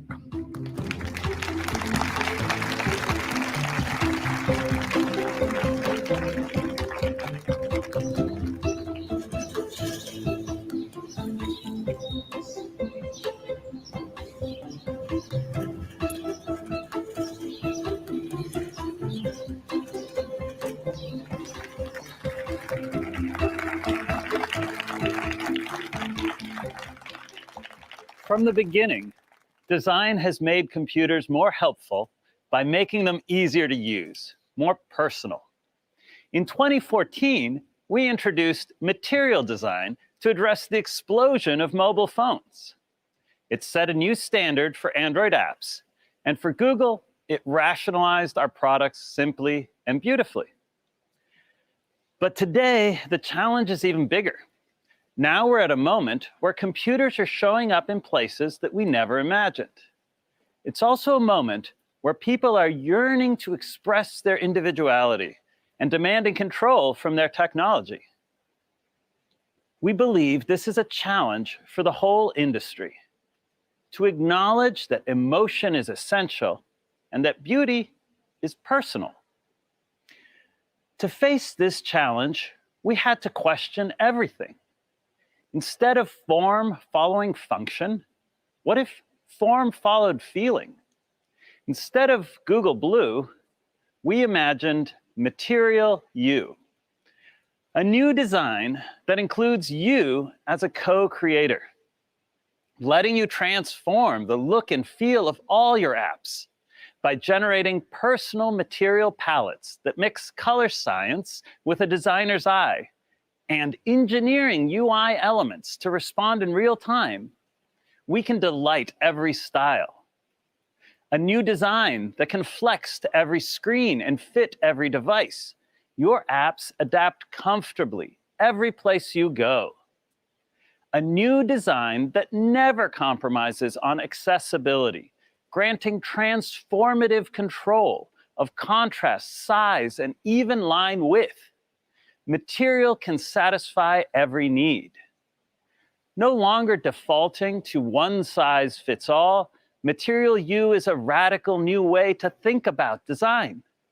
We invested years into advancing UI engineering, making it possible for any app, not just Google's, to blend in their user styles and stay unique and beautiful.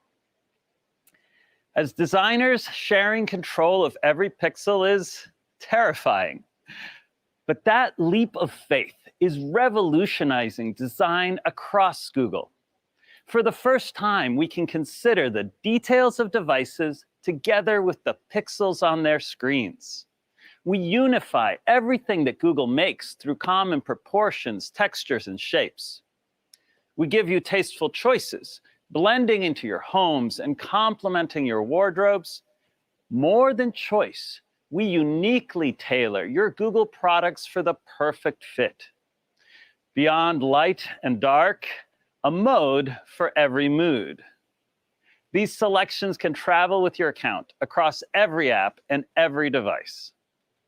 Material U comes first to Google Pixel this fall, including all of your favorite Google apps. And over the following year, we will continue our vision, bringing it to the web, Chrome OS, wearables, smart displays, and all of Google's products. Material U is a way to design differently. We can't wait to see what brings you joy and what you find beautiful. Next are the details of Android 12. Beyond the redesigned widgets and your material palette, Samir will show you our most personal OS ever.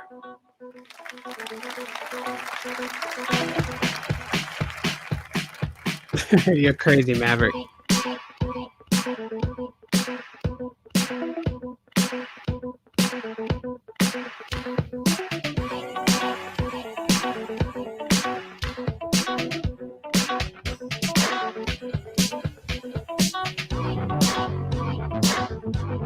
There we go. Look at those widgets, man. Oh my God. Everything's just so totally changed.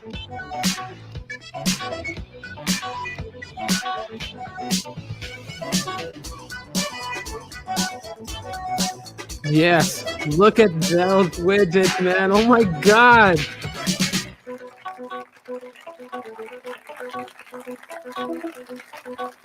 I am totally excited.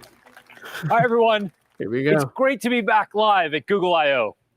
What you just saw was a peek into the biggest design change to Android in years, and we're going to go through all of it. But first, I wanted to share some exciting news with you. Just this week, we crossed an amazing milestone. There are now 3 billion active Android devices around the world. This would never have been possible without the entire Android ecosystem. But there's so much more to do, and Android 12 is one of our most ambitious releases ever. There are 3 big themes that we're focused on. First, smartphones are deeply personal, and we think your phone should adapt to you, not the other way around. Second, to keep your personal information safe, the OS should be secure by default shots fired at and iOS. private by design. And third, we want all of your devices, TVs, cars, watches, and more to work better together with your phone at the center. I'm excited to show you more. So let's start by taking a look at our new UI for Android. We've overhauled everything Good. from the It's lock about screen time. to system settings, revamping the way we use color, shapes, light, and motion, inspired by Material U. Let me show you what we've done with color. We've got something new planned for Google Pixel using what we call color extraction. Think of it as 1 part art and 1 part science. Watch what happens when the wallpaper changes. Like if I use this picture of my kids actually getting along for once. I set it as my background, and voila! The system creates a custom palette based on the Whoa. colors in my photo. Yes. That's cool. We use a clustering algorithm with material color targets to determine which colors are dominant, which ones are complementary, and which ones just look great together. It then applies hues across different parts of the interface. In other words, it's going to be beautiful. The result is a one-of-a-kind design, just for you. And you'll see it first on Google Pixel in the fall. Oh, But man. this new UI is more that's than a right, 12 visual comes out in the fall. redesign. Duh. Many interactions have been simplified and system spaces purposefully reimagined. It's my Android. Starting I from the want it lock now. screen, the design is more playful with dynamic lighting. Pick up your phone and it lights up from the bottom of your screen. Press the power button to wake up the phone instead, and the light ripples out from your touch. Even the clock is in tune with you. When you don't have any notifications, it appears larger on the lock screen. Hey, so Ray, you welcome. know You came you're just all in time. caught up. The notification shade is more intuitive with a crisp, at-a-glance view of your app notifications, whatever you're currently listening to or watching, and quick settings that give you control over the OS with just a swipe and a tap. Like how different quick settings The is. quick settings space doesn't just look and feel different. It's been redesigned to include Google Pay and home controls while still allowing for customization, so you can have everything you need right at your fingertips. And now, you can invoke the Google Assistant by long pressing the power button, making it easier than ever to harness the power of Google. Our engineers have done some pretty amazing work on performance in Android 12 to make all the motion and animation in the UI super smooth. We greatly reduced lock contention in key system services such as Activity, Window, and Package Manager. And the team also reduced the CPU time of Android's system server by a whopping 22%. Basically, everything's faster. There's a lot to explore in this new design, and I can't wait for you all to try it out. Give it today, Now, man. the design isn't the only part of the device that's personal. Our phones hold so much important information, and it's critical to keep it private and secure. To tell you more about that, let me hand it off to Suzanne. So they're going to explain how we get notifications that camera and microphone is on, or how long ago it was accessed by what app. Let's discuss it. Hi, everyone. Hi. From our first device to 3 billion today, we've designed security and privacy for everyone, no matter how expensive their device is. We've built game-changing capabilities for everyone, from file-based encryption to TLS by default and secure DNS to prevent traffic tampering and data breaches.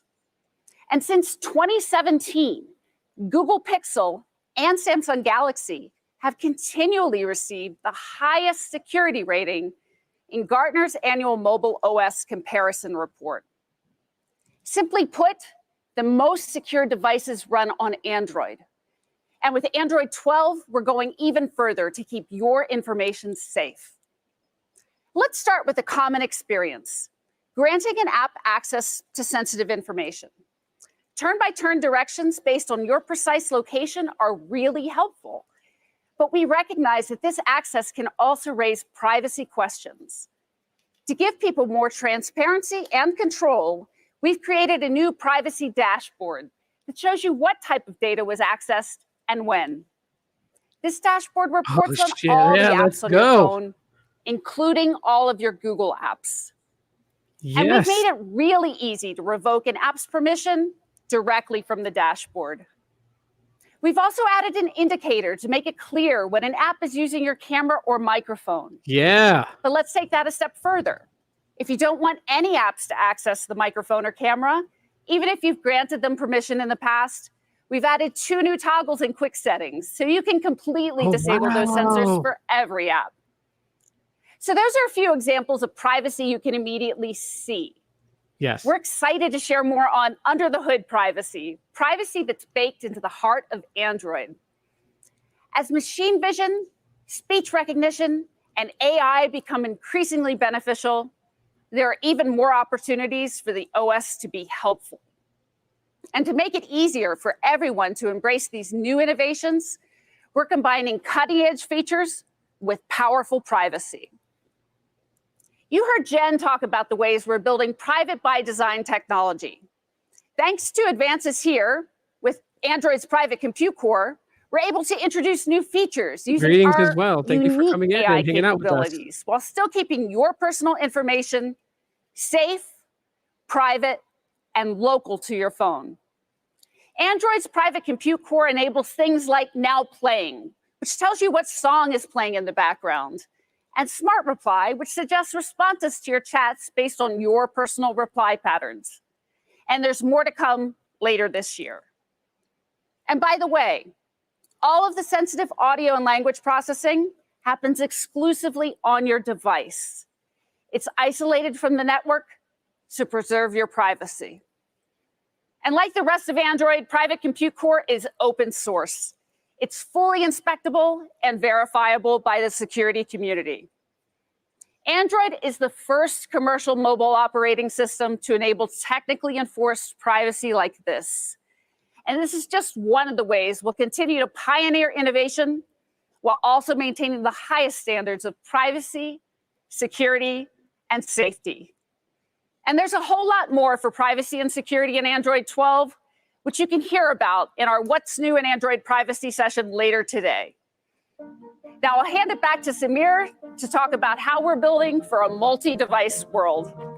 Yeah, that is true, Hype Mentor. I use the Now Playing, I have it turned on, so when I walk into a store and there's a song that I hear that I like, that I don't know what it is, I can see it on my lock screen. Thanks, Suzanne. What the song is. Phones have become the center of our digital lives. Yes, and they they have. interact with a ton of other devices we use on a day-to-day basis. Laptops, TVs, cars, and more. This next chapter of Android is focused on delightful and helpful experiences across all the devices that are connected to your phone. I wonder if this is the setup to Project Fuchsia, because better Fuchsia together. is heading in that direction also. Let's start by looking at how your phone works with your Chromebook. With a single tap, you can unlock and sign into your Chromebook when your phone is nearby. Oh yeah, I have Incoming that chat turned on. notifications from apps on your phone are right there in Chrome OS. And soon, if you want to share a picture, one click, and you can access your phone's most recent photos. As another simple example, let's talk about your TV's remote. If your home is like mine, the remote is missing like 50% of the time. To keep movie night on track, we're building TV remote features directly into your phone. You can use voice search or even type with your phone's keyboard. It's effortless. For the more than 80 million devices using Android TV OS, this will work right out of the box. And we want all of your smart devices to work together, not just those in your home, even your car. In fact, Android Auto is available in more than 100 million cars. And the vast majority of new vehicles from loved brands like Ford, GM, Honda, and more will support Android Auto wireless. No more cords. We're also really excited to introduce support for digital car key. Car key will allow you to lock, unlock, and start your car, all from your phone. It works with NFC and ultra-wideband technology, making it super secure and easy to use. Just walk up to your car, step in, and away you go. And if your friend needs to borrow your car, you can remotely and securely share your digital key with them. Car key is launching this fall with select Google Pixel and Samsung Galaxy smartphones. And we're working with BMW and others across the industry to bring it to we are their starting to see upcoming the cars. partnership between Google and Samsung. Okay, that was a quick look at Android 12, which will launch this fall. But you can check out many of these features in the Android 12 beta today. There it Try is. it out on phones from 11 device makers, including Google Pixel, OnePlus, and Xiaomi. From a personalized UI to industry-leading innovation in privacy and security, and better experiences across all the devices in your life. There's so much transformative technology coming to your phone this year. Now, let's go beyond the phone to what we believe is the next evolution of mobile computing, the smartwatch. Today, I'm excited to tell you about the biggest update to Wear OS ever. We've been hard at work in 3 key areas. First, building a unified platform jointly with Samsung, focused on battery life, performance, and making it easier for developers to build great apps for the watch. Second, a whole new consumer experience, including updates to your favorite Google apps. And third, a world-class health and fitness service beta's not created by open the yet. newest addition to the Google family, Fitbit. There's a lot to share here. So let's get started by talking about our partnership with Samsung. Okay. Samsung and Google have a long history of collaborating. From the early days of Android, whenever we've tackled problems together, the ecosystem has grown for everyone. And now we're combining the best of our two operating systems, Wear OS and Tizen, into a unified platform focused on faster performance, longer battery life, and a thriving developer community. Working together, we've made apps start up to 30% faster, and animations and transitions are super smooth. We're also addressing what consumers always want from a wearable: longer battery life. By taking advantage of smaller, lower power cores, we can do things like run the heart rate sensor continuously, letting you better track your activity during the day and your sleep overnight, while giving you plenty of battery to spare for the next day. This combined platform isn't just for Google and Samsung.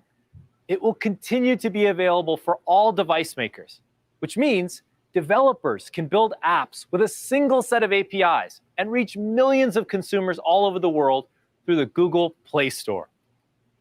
To hear more about our partnership, it's my privilege to welcome Patrick Chomé, who leads all product and experience at Samsung Mobile, to Google I/O.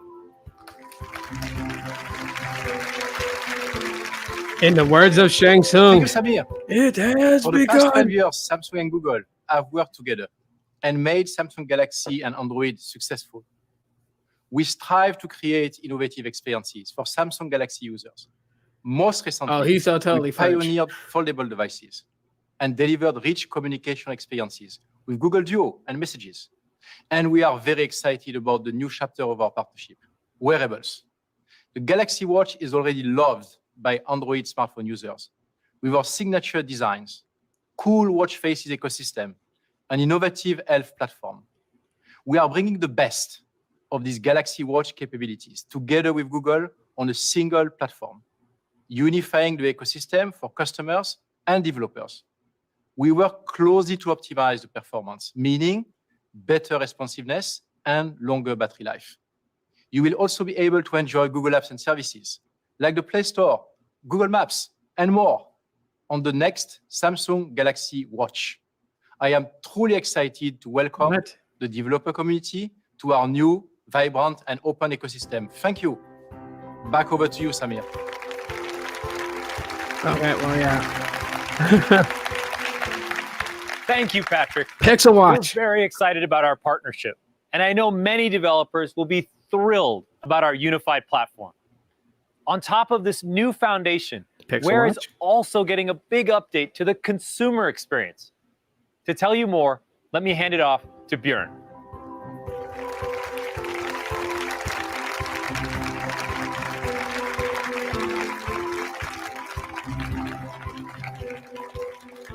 Jean Kilberg. Thanks, Samir. Hey, everyone. Over the last 7 years, we've learned a lot about what people love most about their smartwatch, and we've built a whole new experience with your preferences in mind. Pixel Watch. First, our new navigation system makes it faster than ever to get things done on your watch. No matter what you're doing, you can access shortcuts to important functions like instantly switching to another app. Let's say I'm running with Strava and I'm about to hit that long, grueling hill. Good for you. I just double press to switch to my last app, Spotify, put on my most motivating song, and then switch right back without missing a beat. It's such a simple thing for a more helpful and fluid experience. People have also told us they love getting glanceable pieces of helpful information just to swipe away from their watch face. So we're expanding our collection of tiles. Thanks to the new Tiles API, any developer can create one, giving people many more ways to customize their home screen carousel. Now I can go from checking my next meeting to the weather forecast to this new tile from Calm, which helps me relax before a stressful event like presenting at Google I/O. Yes. Pixel Watch, Pixel Watch, Pixel Watch. We've also been hard at work revamping the Wearables app experience with a material design update and expanded capabilities, starting with your favorite ones from Google. This includes things like getting turn-by-turn navigation in Google Maps when you leave your phone behind, being able to use Google Pay in 37 countries and more than 200 public transit systems around the world, or downloading music from a catalog of more than 70 million songs for offline listening in the YouTube Music app, even without your phone nearby. We're thrilled about all the ways you'll be able to experience the best of Google on your watch. And so we're making a watch. And speaking of the best of Google, I'm delighted to welcome the newest member of the family to Wear, Fitbit. Health and fitness is essential for wearables, and Fitbit has built a world-class service. So now, I'd love to welcome James to share more about our collaboration. I don't want your collaboration stories. I want to see the watch. Nearly 14 years ago, my co-founder Eric Friedman and I started Fitbit with a mission to make everyone in the world healthier. We've shipped over 130 million Fitbit devices as part of that mission. Yeah. Over time, we've gone beyond just helping people track their fitness to supporting them in their health journey by providing a range of devices from trackers to smartwatches, along with software and services that give users amazing health and wellness content and rich insights and analytics on their data. And now that we're part of Google, we're working to bring the best of Fitbit to Wear. We will be making some of Fitbit's most popular features available on Wear watches, including tracking your health progress throughout the day and on-wrist celebrations to help keep you motivated. Nice. In the future, we'll be building premium smartwatches based on Wear that combine the best of Fitbit's health expertise with Google's ambient computing capabilities. All this is just the beginning of how, together with Google, we can do even more to inspire and motivate Google people everywhere. on their journey to better health. Back to you, Samir. Pixel Watch. Come on, let us see it. Thanks, James. I couldn't be more excited for all the updates starting to roll out this fall. What's on his wrist? Stay tuned for our developer keynote to learn more about new tools and libraries to help you build great apps for the watch. From a unified platform with Samsung to a new consumer experience and a world-class fitness service from Fitbit, this is a new era for the wearables ecosystem. So that was a lot. Yes. But before we move on from Android and Wear, there's something really important to me personally that I wanted to share with you. Pixel Watch. As the world's largest OS, we have a responsibility to build for everyone. As part of our ongoing commitment to product inclusion, we're working to make technology more accessible and equitable. One of the most important parts of any smartphone is the camera. On his wrist? Pictures are deeply personal and play an important role in shaping how people see you and how you see yourself. But for people of color, photography has not always seen us as we want to be seen, even in some of our own Google products. To make smartphone photography truly for everyone, we've been working with a group of industry experts to build a more accurate and inclusive camera. Let's take a look. People tend to think that cameras I are guess they're not objective. going to show the watch until A bunch of made by decisions go Google into this making October. these tools.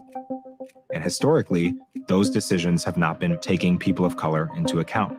It's still reaffirming this idea that Black people aren't worthy of being seen. What? So far, we've partnered with a range of different expert image makers who've taken thousands of images to diversify our Ladies and image gentlemen, data let me sets, give you guys a helped side improve warning. the Cringe accuracy moment of our here. auto white balance and auto exposure algorithms, and given aesthetic feedback to make our images of people of color more beautiful and more accurate. The process was create almost like a guidebook to capture skin tones. I can't help but think of my mom, and she still thinks that she's not beautiful because of pictures were taken of her when she's younger. How many little girls are thinking they're not beautiful because they were the darkest skinned person in the photo and they didn't get represented? The work is for us to do. It's not for people to change the way they look. It's for us to change the way the tools work. Okay.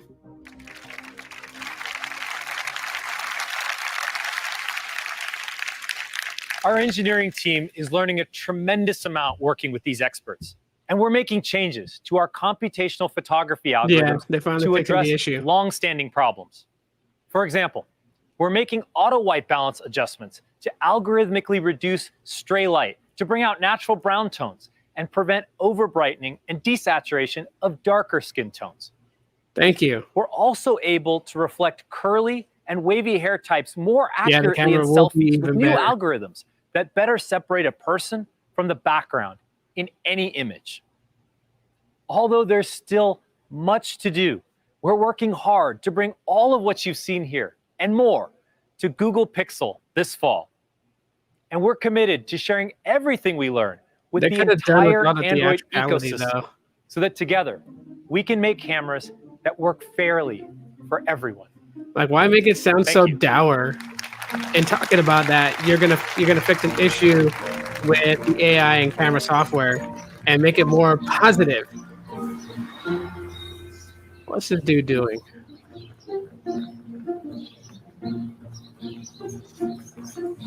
Oh, IO logo.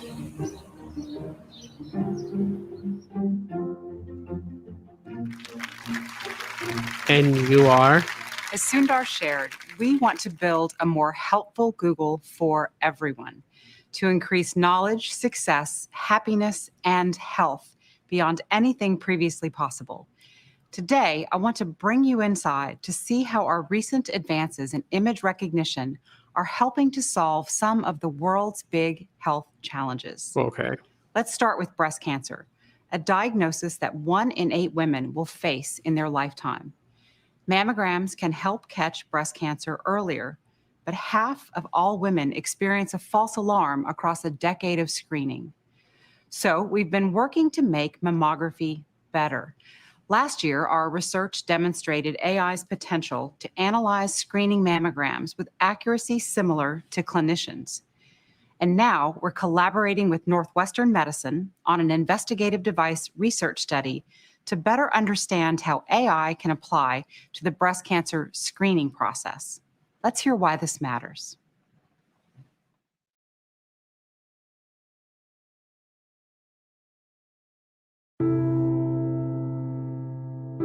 When we found out Grandma had breast cancer, it was in the late 90s, and it wasn't something that anyone talked about. So my first mammogram was nerve-wracking. Waiting for the results. Every thought runs through your head. What if they find something? It was the worst feeling. One of the greatest anxieties about having mammography is the wait. It may take radiologists days, sometimes weeks, to get through the list of mammograms that need to be read. This is a national problem. We don't have enough people doing what we need to do. With the research study that we're doing with Google, we're using artificial intelligence that scans the mammogram image. It helps flag patients that may need additional imaging. I get an email that says the patient has been flagged, and if I agree, we take the patient and they take more pictures right away. We're just at the tip of the iceberg in terms of what we can do with artificial intelligence. We would like to see that we are getting patients faster through the system. If we can show that, then we can potentially change radiologists' operations in such a way that they can prioritize patients that need care first. So it will be very exciting to see the results of this study. This is a great example of how we're learning if AI could support clinicians in their work to triage patients. At Google, we want everyone to have the highest quality care. Technology can and should help close the equity gap. That's why we're working to bring this technology to bear on important global health challenges, from diabetic retinopathy to our new work to improve tuberculosis detection using image recognition on chest X-rays. We also believe AI can assist you in your daily health. People come to Google Search every day to ask questions about their health. For example, we see billions of queries each year related to dermatologic issues. This is no surprise because derm conditions affect about 2 billion people globally. There are not enough specialists to meet the need. And so we wondered, how can AI help when you're searching and asking, what is this?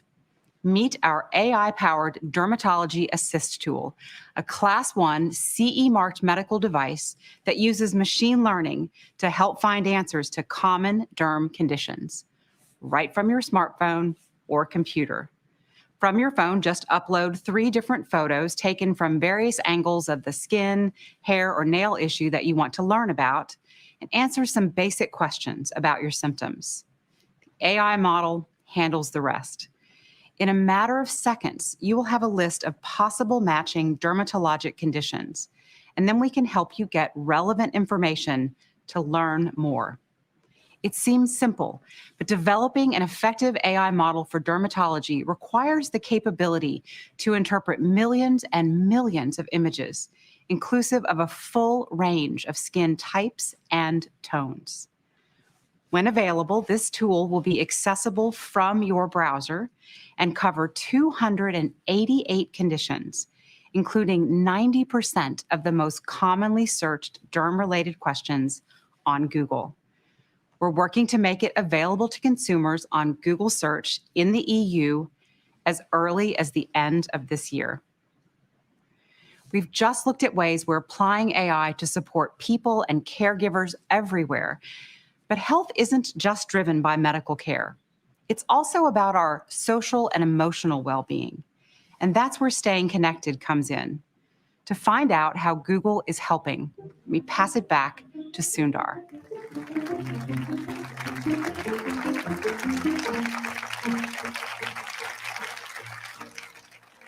Thank you, Dr. DeSalvo. It's exciting to see the ways in which AI and image recognition I gotta say, that's are actually pretty transforming cool. healthcare. There are 2 additional areas of research where AI will have long-term impact. The first feels incredibly timely. We were all grateful to have Honestly, I video couldn't tell you conferencing over why. last I honestly feel like that It Google helped should us shift stay in when they touch with launch the family and Pixel friends and and kept move it away from when businesses the and iPhone schools going. launches. But there is no substitute for being together in But the more room than with likely, someone. we'll see the Pixel 5a. So I mean, several at years least ago, that we we'll kicked see. off a project to use technology to explore what's possible. We call it Project Starline.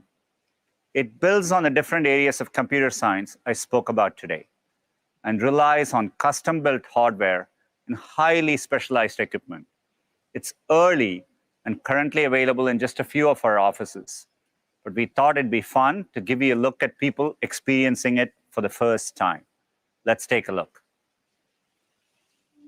When I walked into the room, I was a little suspicious. What is this? I couldn't quite understand what was going to happen when that screen lit up. Eddie! So, you look beautiful. I could feel her and see her, and it was this like 3D experience.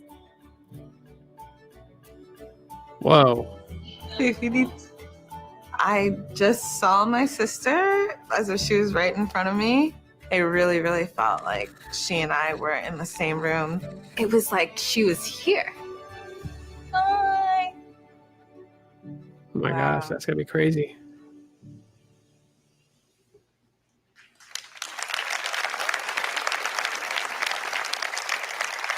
All right. Some key advances have made this experience possible.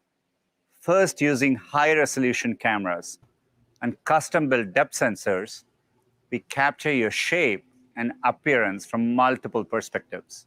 Okay. And then fuse them together to create an extremely detailed, real-time 3D model. The resulting data is huge, many gigabits per second. To send this 3D imagery over existing networks, we developed novel Yes, that's compression amazing, and man. streaming algorithms. Can you imagine? That's going to change the way we reduce the data communicate. by a No factor longer of more using than phone 100. calls. And we have developed a breakthrough light field display that shows you the realistic representation of someone sitting right in front of you in 3 dimensions. As you move your head and body, our system adjusts the images to match your perspective. You can talk naturally, gesture, and make eye contact. It's as close as we can get to the feeling of sitting across from someone. Can you imagine unboxings? As sophisticated as Done the that way? technology is, it vanishes. So you can focus on what's most important. With Project Starline, we've brought together a set of advanced technologies with the goal of creating the best communications experience possible. We have spent thousands of hours testing it in our own offices, and the results are promising. There's also excitement from our lead enterprise partners. Yep. We plan to expand access to partners in healthcare and media. In pushing the boundaries of remote collaboration, we have made technical advances that will improve our entire suite of communications products. We look forward to sharing more ways for you to get involved. Yeah, it's got a dope in the project months ahead. name. The second area of research I want to discuss is our work in driving forward sustainability. Sustainability has been a core value for more than 20 years. We were the first major company to become carbon neutral in 2007. We were also the first to match our operations with 100% renewable energy. That was in 2017, and we've been doing it ever since. And last year, we eliminated our entire carbon legacy. Our next ambition is our biggest yet.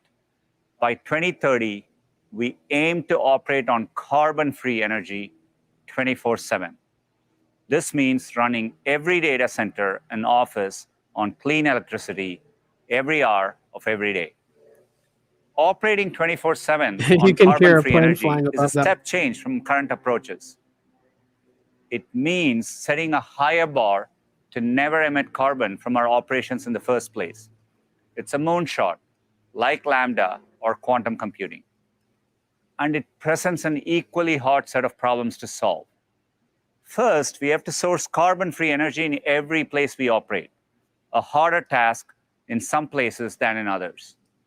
Today, 5 of our data centers are already operating at or near 90% carbon-free energy. In Denmark, we built 5 new solar farms to support our newest data center, complementing existing wind energy on the Danish grid. And it's operated carbon-free 90% of the time since day one. Another challenge of 24/7 carbon-free energy is just that. It has to run every hour of every day. So last year, we rolled out the world's first carbon-intelligent computing platform. It automatically Yeah, from shifts the the Google timing campus. of many compute tasks to when clean power sources are most plentiful. And today, I'm excited to announce we are the first company to implement carbon-intelligent load shifting across both time and place within our data center network. Okay. By this time next year, we'll be shifting more than a third of non-production compute to times and places with greater availability of carbon-free energy. To reach 24/7, we also need to go beyond wind and solar and tap into sources of on-demand clean energy like geothermal. Geothermal uses the consistent heat from the earth to generate electricity, but it's not widely used today, and we want to change that. Hey. I'm been waiting for you to excited to come in. announce that we are partnering to develop a next-generation geothermal power project. This will connect to the grid, serving our Nevada Yeah, this data just remind centers me starting of next year. Final Fantasy VII We Advent believe our Children. cloud AI, combined with the partner's expertise in fiber optic sensing and novel techniques, can unlock flexible geothermal power in a broad range of new places. Yeah, we're gonna hollow out the Investments earth, like these are needed to destroy get the to planet. 24/7 carbon-free energy. And it's happening right here in Mountain View, too. We are building our new campus to the highest sustainability standards. When completed, these buildings will feature a first-of-its-kind Dragon-scale solar skin, equipped with 90,000 silver solar panels and the capacity to generate nearly 7 megawatts. Okay. They will house the largest geothermal pile system in North America, helping to heat the buildings in the winter and cool them in the summer. Sustainability is one of the defining challenges of our time, and advances in computer science and AI have a huge role to play in meeting it. So Yes, it's a that's my fitting real way last to end name. our I/O keynote. I think of I/O not just as a celebration of technology, but of the people who use it and build it, including And no, the I'm not millions close of relations developers to watching Pablo. today. Over the past year, we have seen how technology can be used to help billions of people through the most difficult of times. It's made us more committed than ever to our goal of building a more helpful Google for everyone. Thank you for joining us today. Please enjoy the rest of Google I/O. No and Pixel stay 5? tuned for the developer no Pixel keynote 5a? coming up next. I hope to see you in person next year. What? Until then, stay safe and be well. No! No hardware launch. No. What?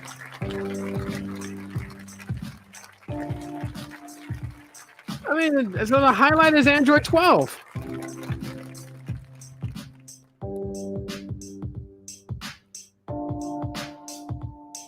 Yeah, I know. At 1:30 is the. Let me go to the schedule here. So from 12:15 p.m. so about 15 minutes to 1 o'clock is a developer keynote, and then at 1:30 to 2 o'clock is what's new on Android. So I'll live stream that. 2 to 2:15, so only 15 minutes, is what's new in Google Play.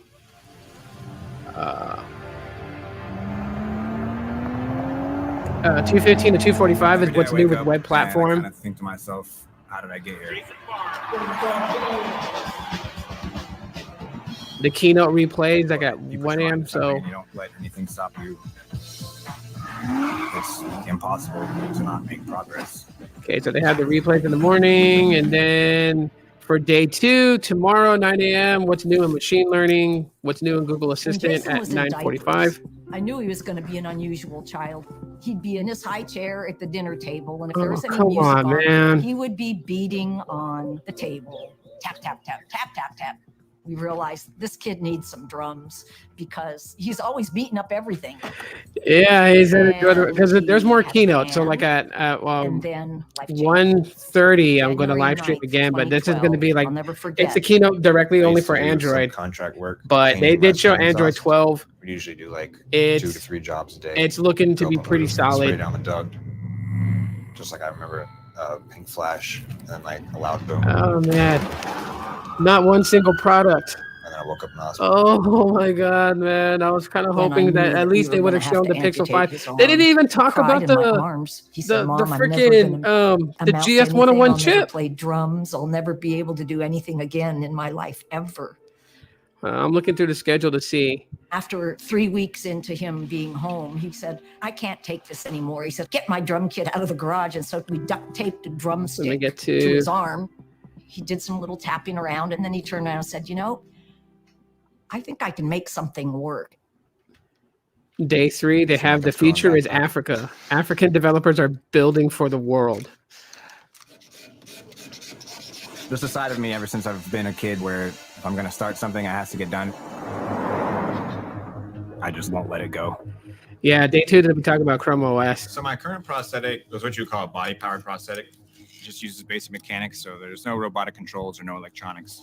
I use a lot of my shoulder and elbow to kind of exaggerate to get the hits that I want. It's pretty exhausting. It also has limitations on how fast I can play. Like that feels like it might be a little too slow now. At first, it was a little slow. Yeah, it's a weird one. So I had an idea of developing it's 3 days. robotic drumming prosthetic. And There's Bill Weinberg developed 3 days of it, but the robots. third day is So not I like knew Bill a was like kind a of the right person glorified to reach day. out It's to. not like the big bang to it all. All right, this keynote that just played, that's like the biggest part of it. Basically, that's where they touch base with all the different things that they're doing and advancements and what they've done. And usually we get like the Pixel 5a. So I guess the rumors are true. In June, we will see the release of the Pixel 5a. So I guess there will be some sort of announcement in June. But we got no hardware. Google I/O 2021 equals 0 hardware. You know what I mean? I was a little worried. Can we provide him with what he wanted in terms of the latency and the control? We didn't know that it's possible. Okay, I'm really excited to see if we have signals. Ready, Ning? The goal is very simple, but in reality, in each of the steps, yeah, the update to Google Maps is actually pretty good. That's what happened. We have some crashes, and the stick starts to roll around. Maybe we should have Raghav listening. So I'm going to mute that for right now.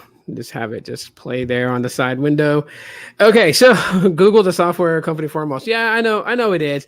I was just hoping that they would at least shown something about Project Whitechapel, aka the GS101 chip. I mean, so here's a couple of things that we got to take in consideration that we've seen in today's keynote. Okay, one of the big highlights that wasn't really highlighted, but was in a way highlighted, right? And that sounds like an oxymoron. Let's see. At least now someone's getting my lunch for me. Oh, good. What are you getting for lunch, by the way? So one of the big things highlighted is, of course, Google and Samsung's partnership, right? So Wear OS is going to be overhauled because they're combining Wear OS and Tizen to create this much more fluid and fast wearable operating system. So that's a big plus, right? Because Wear OS has kind of been a bit buggy and a bit chunky, right? I mean, there's just a lot of jank and jitter when it comes to Wear OS. I have a Moto 360. My babe has a Moto 360. We used it. And, you know, at times it can be smooth, but then at times, you know, it can be very jittery. So good to see that they are combining Tizen, which has run on Samsung Galaxy watches, along with Wear OS, combining the best of both, along with Fitbit and its health network, and just colliding all three together to bring us the new Wear OS that is supposed to be faster, better battery life, more intuitive. So that's a big thumbs up.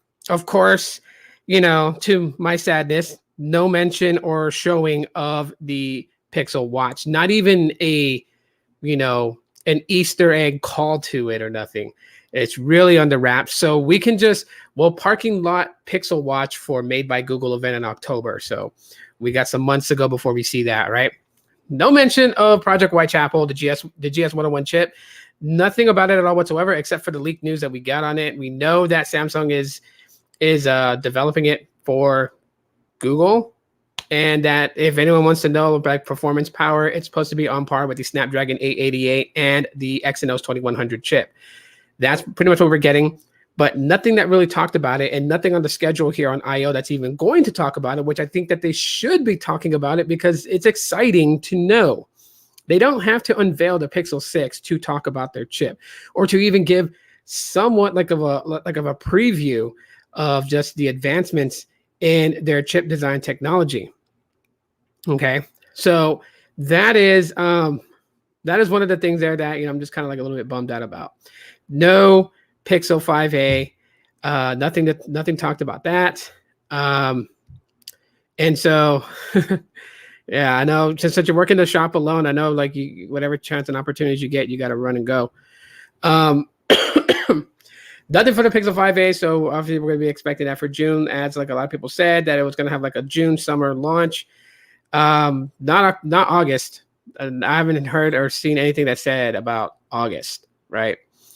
Project Starline, being able to have video conferencing, like, okay, so you guys see this live stream right here on YouTube, right? Like, how cool would it be for the camera itself to have a higher resolution rate and along with AI and everything to build and bring me to the foreground and the background be the background, and be able to have that emphasized within a video call, to the point that it seems almost natural, like I'm sitting with you and that you could touch me. That is going to revolutionize the way that we communicate with family all across the country and all across the world. You can even imagine that. How cool is that going to be? Because part of conversations has to deal with body language and look, right? And if you have something that seems near real, like the person is sitting in the room with you, that dynamic of the flow of conversation is going to be much more intense than if it was just like a video call, right? Video call, you can, you know, you get this really awkward shyness to it or whatever, you know what I mean? But when you feel like the person is naturally there with you, then the chemistry flow of the conversation is natural. And I think that's a really good step in the evolution of communication. Teriyaki chicken today. Nice. Teriyaki chicken sounds good right now. But anyways, by the way, I eat your leftover orange chicken in chow mein.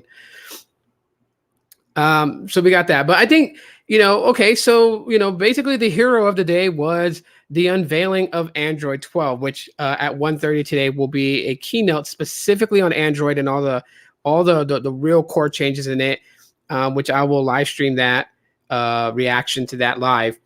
But we did get the main bread and butter of Android, of what they've done. First of all, an entire user interface refresh. Like, that was absolutely cool. Absolutely cool. Maybe I can go back to it here and kind of show it.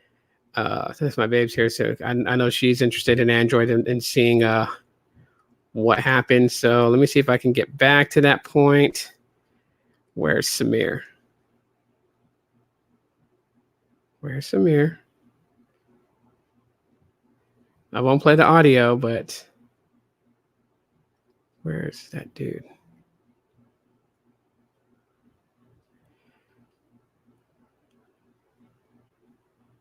Okay, there we go. Well, all right, let's go back here to this guy.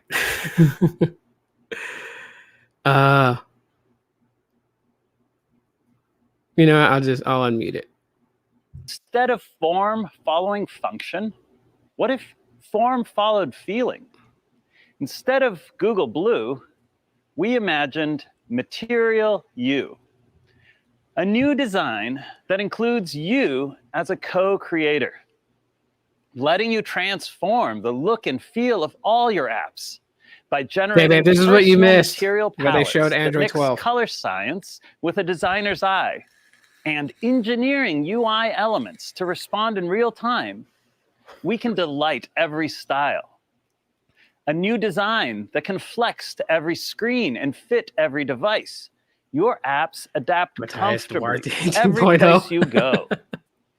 A new design that never compromises on accessibility, granting transformative control of contrast, size, and even line width. Material can satisfy every need. No longer defaulting to one size fits all, Material You is a radical new way to think about design. We invested years into advancing UI engineering, making it possible for any app, not just Google's, to blend in their users' styles and stay unique and beautiful. As designers sharing control, but that leap of faith is revolutionizing design across Google. For the first time, we can consider the details of devices together with the pixels on their screens. We unify everything that Google makes through common proportions, textures, and shapes. We give you tasteful choices. And there's babe. So the idea of this, wardrobes. More than choice, the idea of this and what they're talking about, the reason why they're talking like, you know, this in depth about the UI and everything like that is because with Android 12, like, you know, like you put photos of our kids as your wallpaper and stuff like that. The colors based in your wallpaper will set the tone for the colors in the user interface itself. So besides getting like, you know, new really like redesigned widgets, new quick settings and how the quick settings looks, and new interactions within the widgets itself. And within applications itself, like the calculator and stuff like that. One of the main things is that when you set a wallpaper, you know, so like the kids, and one of the most dominant colors happens to be like pink and black, then the user interface itself will see that as the dominant colors, and then the supporting colors in the wallpaper, and create a color theme for the user interface on your phone. So it really personalizes Android to you. They didn't say anything about if you can automatically change it yourself. I'm assuming you should be able to. But, so here's a demo of all the widgets and stuff, how they're going to look now. And the different shapes that you can obviously change it to. So a little bit more quirky. But I mean, that's a more cleaner look in my opinion, and a nice look too. A refresh, the notification shade right there you saw. It's just different. You know, to an extent, it's a really good refresh. I think that's the reason that there's excitement behind it, is because there's a refresh to it, and an Android phone is not going to look the same as somebody else's.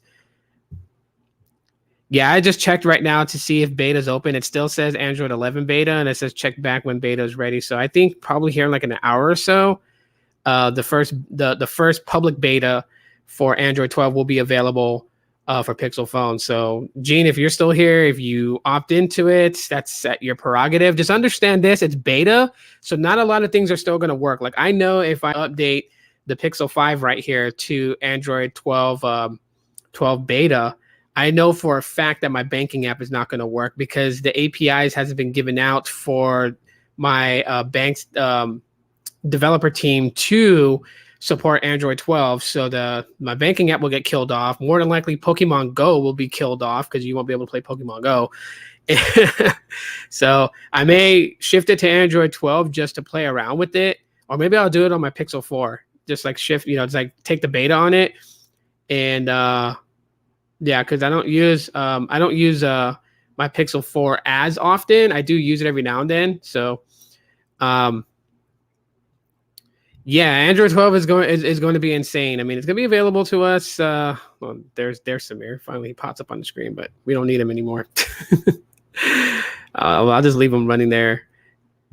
But as you can see, well, notification shade, settings, all that stuff. Everything is just. Will my Pixel 3 work with Android 12? Yeah, it will. Yeah, it will. It'll support it. This October 2021 is the last. It's like the last support for the Pixel 3, which means that it will get Android 12, and then that's it. After that, you won't get the November security patch. You won't get the December security patch going forward, but it will get Android 12, and that's it.